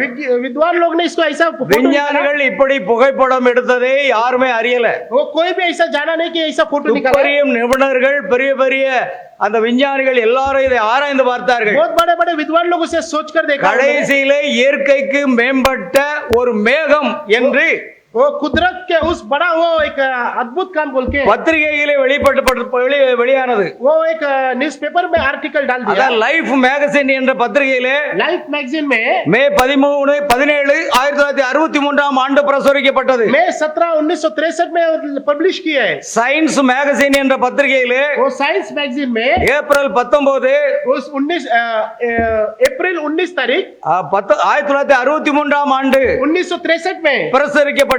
उसे पब्लिश किया பாருங்கள், அது கிட்டத்தட்ட 26 மைல் உயரம் இருந்தது. लगभग 26 मील दूर था அகலம் 30 மைல் இருந்தது. और उसका जो लंबाई இது चौड़ाई था இது கிட்டத்தட்ட பூமியிலிருந்து 50 மைலுக்கு மேலாக அது காணப்பட்டது. वो 50 मील दूर था अपने पृथ्वी से ஈரப்பதம் இல்லாத இடத்துக்கு மேல காணப்பட்டது. वो जो गीलापन नहीं था उसके ऊपर அதனால था। விஞ்ஞானிகள் இது அதிசயமான மேகம் என்று பத்திரிகையிலே வெளியிட்டார்கள். वो जो विद्वान लोग ने कहा कि ஆகையால் இப்படி அவர்கள் புகைப்படம் எடுத்தார்கள். ऐसा उसका चित्र निकाला ஆனா தீர்க்கதரிசி பிரணாம் சொல்லுகிறார், लेकिन भविष्यवक्ता ब्रह्म कहता है இந்த படத்தை அப்படியே திருப்பி பாருங்கள். उस चित्र को उल्टा करके देखिए இந்த படத்தை அப்படியே திருப்பி பாருங்கள். उस चित्र को उल्टा करके देखिए கிறிஸ்துவின் தலை தெரிகிறதா என்று கேட்கிறார். मसीह के सर दिखता है பாருங்கள், அது கிறிஸ்துவின் தலையாக இருக்கிறதுன்னு वो சொல்றார். मसीह का सर है करके ஆனா விஞ்ஞானிகளுக்கு அது புரியல, लेकिन विद्वान लोगों को नहीं पता। உலகமா அதை அறியல. वो विद्वान लोग भी ஆனா संसार भी नहीं जाने நாம அதை அறிந்திருக்கிறோம். लेकिन हम लोग उसे जानते हैं இதோ பாருங்க, கர்த்தர் அங்கே நின்றார். वो परमेश्वर वहां पर था என் சொந்த கருத்தல்ல, தீர்க்கதரிசியுடைய எல்லா செய்தியின் ஆதாரங்களை நான் ये வைத்திருக்கிறேன். हमारा खुद का विचार नहीं भविष्यवक्ता के संदेश का प्रूफ निकाल के लाया கர்த்தர் அங்கே நின்றார். परमेश्वर वहां पर था இப்பொழுது பாருங்கள், अभी देखिए பாருங்கள், கிறிஸ்துவின் தலை போன்று இருக்கிறதா? मसीह का सर के जैसा है क्या? நிச்சயமாக தீர்க்கதரிசி அங்க சொல்லுகிறார். जरूर भविष्यवक्ता वहां பாருங்கள், पर அது कहता है கிறிஸ்துவின் தலைதானா? वो भविष्यवक्ता का सर நான் है क्या? அரிசோனாவுக்கு செல்வேன் என்றும் मैं उसे सच से कहता हूँ அங்கு 7 தூதர்களை சந்திப்பேன் என்றும் वहां पर 7 दूत को मिलूंगा நான் பிரசங்கிக்க வேண்டிய செய்திகளை கூறுவார்கள் என்றும் எனக்கு வெளிப்படுத்தப்பட்டது. जो प्रचार करने वाला संदेश को बोलूंगा அதுதான் அந்த 7 முத்திரைகள். वो 7 मोहर है பாருங்கள், இப்பொழுது अभी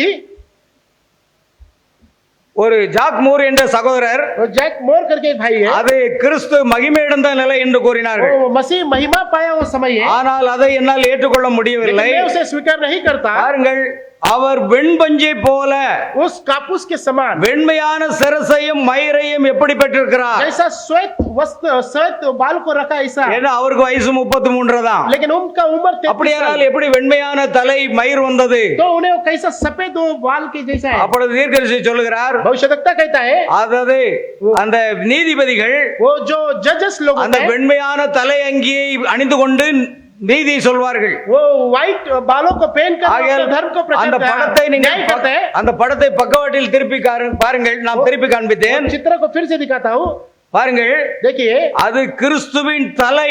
वो मसीह का सर है। கிறிஸ்துவின் தலை அதை கீழ் நோக்கி பார்த்தது போலவே இருக்கிறது. मसीह का सर नीचे की ओर देखने जैसा है। ஆகையால் பிரியமான தேவனுடைய பிள்ளைகளே, भाई बहनों, அது யூத நீதிபதிகள் தலையில் அங்கி அணிவது போலவே जैसे यहूदी लोग वो अपने जजेस लोग पहनते हैं बालों के अनुसार, இப்பொழுது வெண்மையான தலைமயிரோடு வந்திருக்கிறார் என்றால் सफेद बाल के साथ आए। இதுதான் ஏசாயா சொன்ன இரண்டாம் வருகையின் போது நடைபெறக்கூடிய நீதியை சரி கட்டும் நாட்கள்.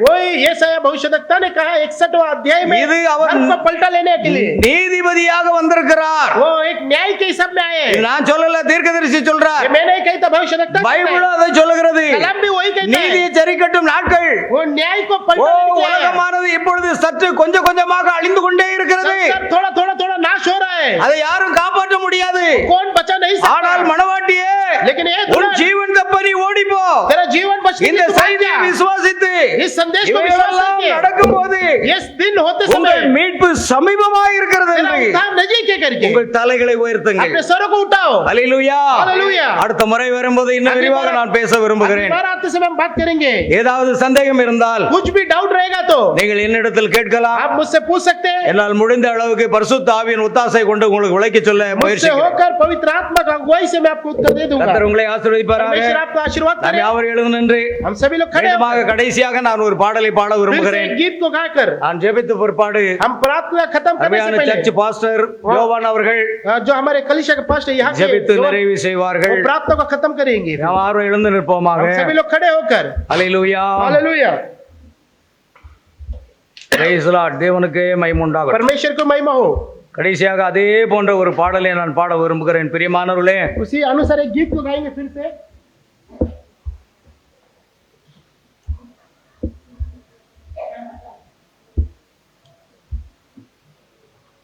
praise the Lord Jesus.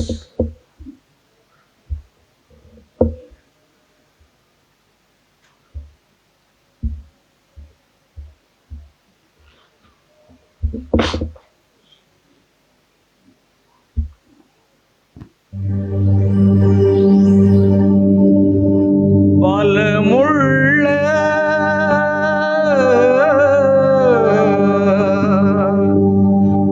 தூதன் வந்தீ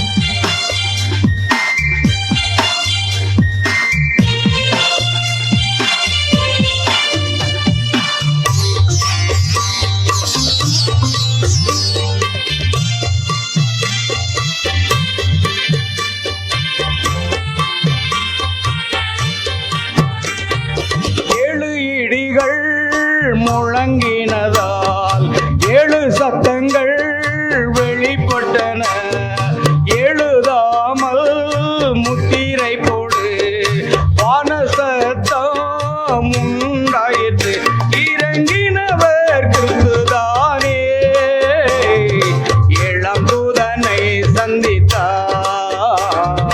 தேவ ரகசியம் வெளிப்பட்டதே. இறங்கினவர் கிறிஸ்து தானே. ஏழாம் தூதனை சந்தித்தார். தேவ ரகசியம் வெளிப்பட்டதே.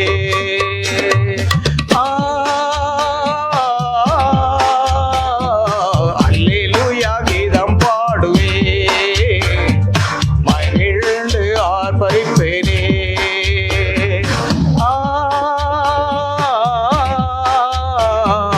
அல்லேலூயா கீதம் பாடுவே, மகிழ்ந்து ஆர்ப்பரிப்பேனே. வல்லமுள்ள தூதனாக நீர் இறங்கி வந்தீரே. கெச்சிக்கீர சிங்கமாக நீர் ஆர்ப்பரித்தீரே.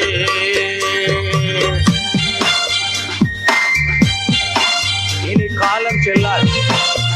ஏழாம் தூதனுடைய சத்தத்தின் நாட்களிலே அவர் எக்காலம் ஊத போகிற தேவ ரகசியம் நிறைவேறும்.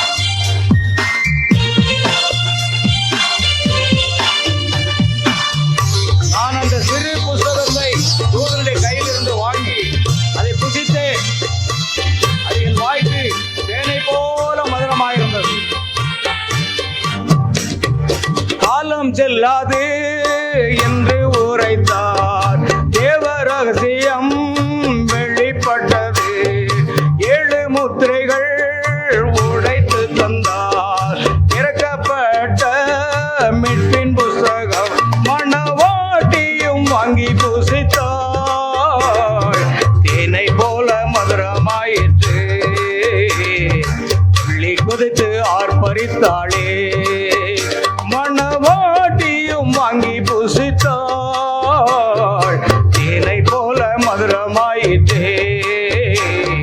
துள்ளி குதித்து ஆர்ப்பரித்தாளே.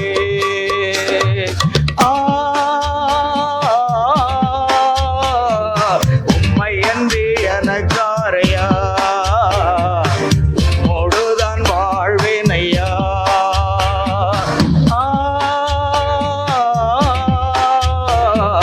உம்மை அன்றி எனக்காரையா, உம்மோடுதான் வாழ்வேன் ஐயா. வல்லமுள்ள தூதனாக நீர் இறங்கி வந்தீரே. கெச்சிக்கீர சிங்கம் போல மக சத்தமாய் ஆர்ப்பரித்தீரே. நம்ம எல்லாரும் கரங்களை தட்டி கர்த்தரை மகிமைப்படுத்துவோமா? எல்லாரும் உற்சாகமா கரங்களை परमेश्वर को धन्यवाद करेंगे. ஓசையுள்ள கைத்தாளங்களோடு, जैसे वो பேரோசையுள்ள கைத்தாளங்களோடு கர்த்தரை துதியுங்கள் என்று வேதம் சொல்கிறது. परमेश्वर को धन्यवाद நாம் करेंगे. எல்லாரும் நம்முடைய கரங்களை தட்டி கர்த்தரை மகிமைப்படுத்துவோம். परमेश्वर को धन्यवाद करेंगे. ஹalleluya. Hallelujah.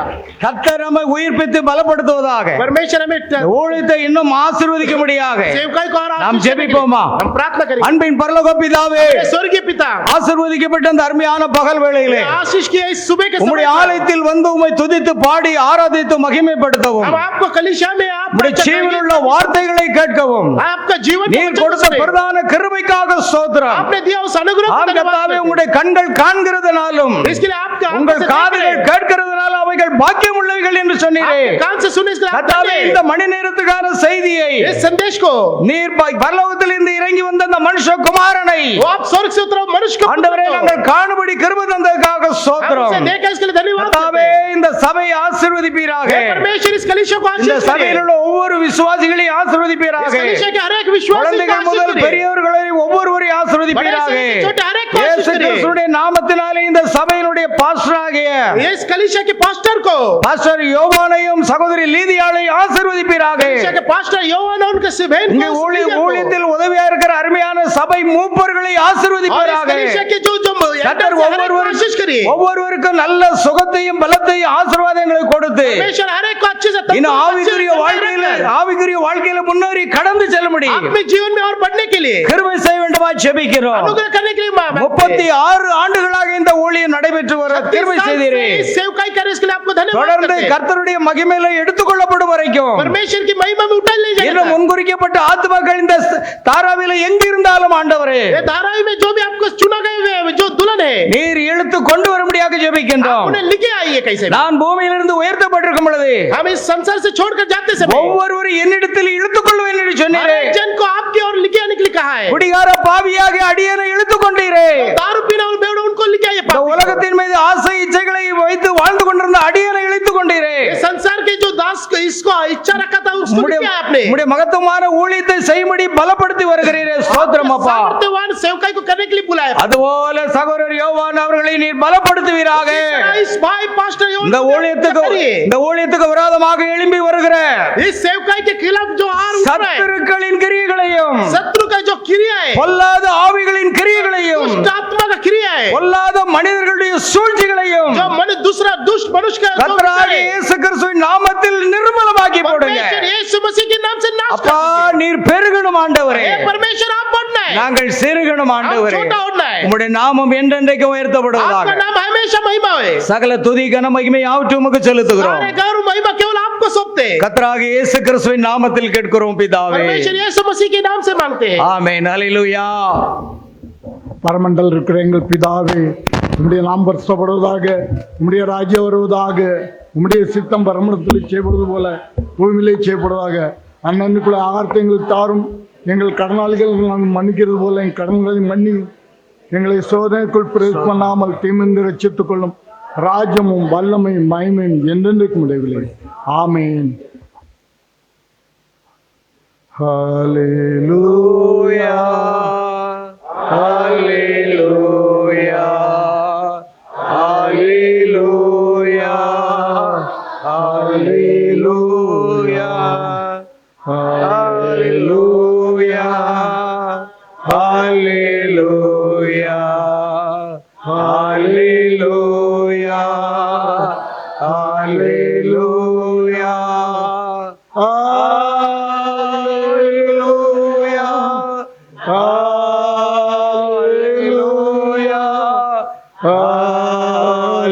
Hallelujah. Hallelujah. Thank you, Jesus. Thank you, Jesus. Thank you, Jesus. Thank you, Jesus. Hallelujah. Hallelujah. Hallelujah. Hallelujah. நம்முடைய கர்த்தராகிய இயேசு கிறிஸ்துவினுடைய கிருபையும் அவருடைய அன்பும் ஐக்கியமும் நம்ம அனைவரோடு கூட இப்பொழுதும் எப்பொழுதும் இருப்பதாக. ஆமென். Praise the Lord. எல்லாத்துக்கும் பிரைஸ் தி லார்ட். கர்த்தர் உங்கள் ஒவ்வொருவரையும் ஆசீர்வதிப்பாக. God bless you. God bless you.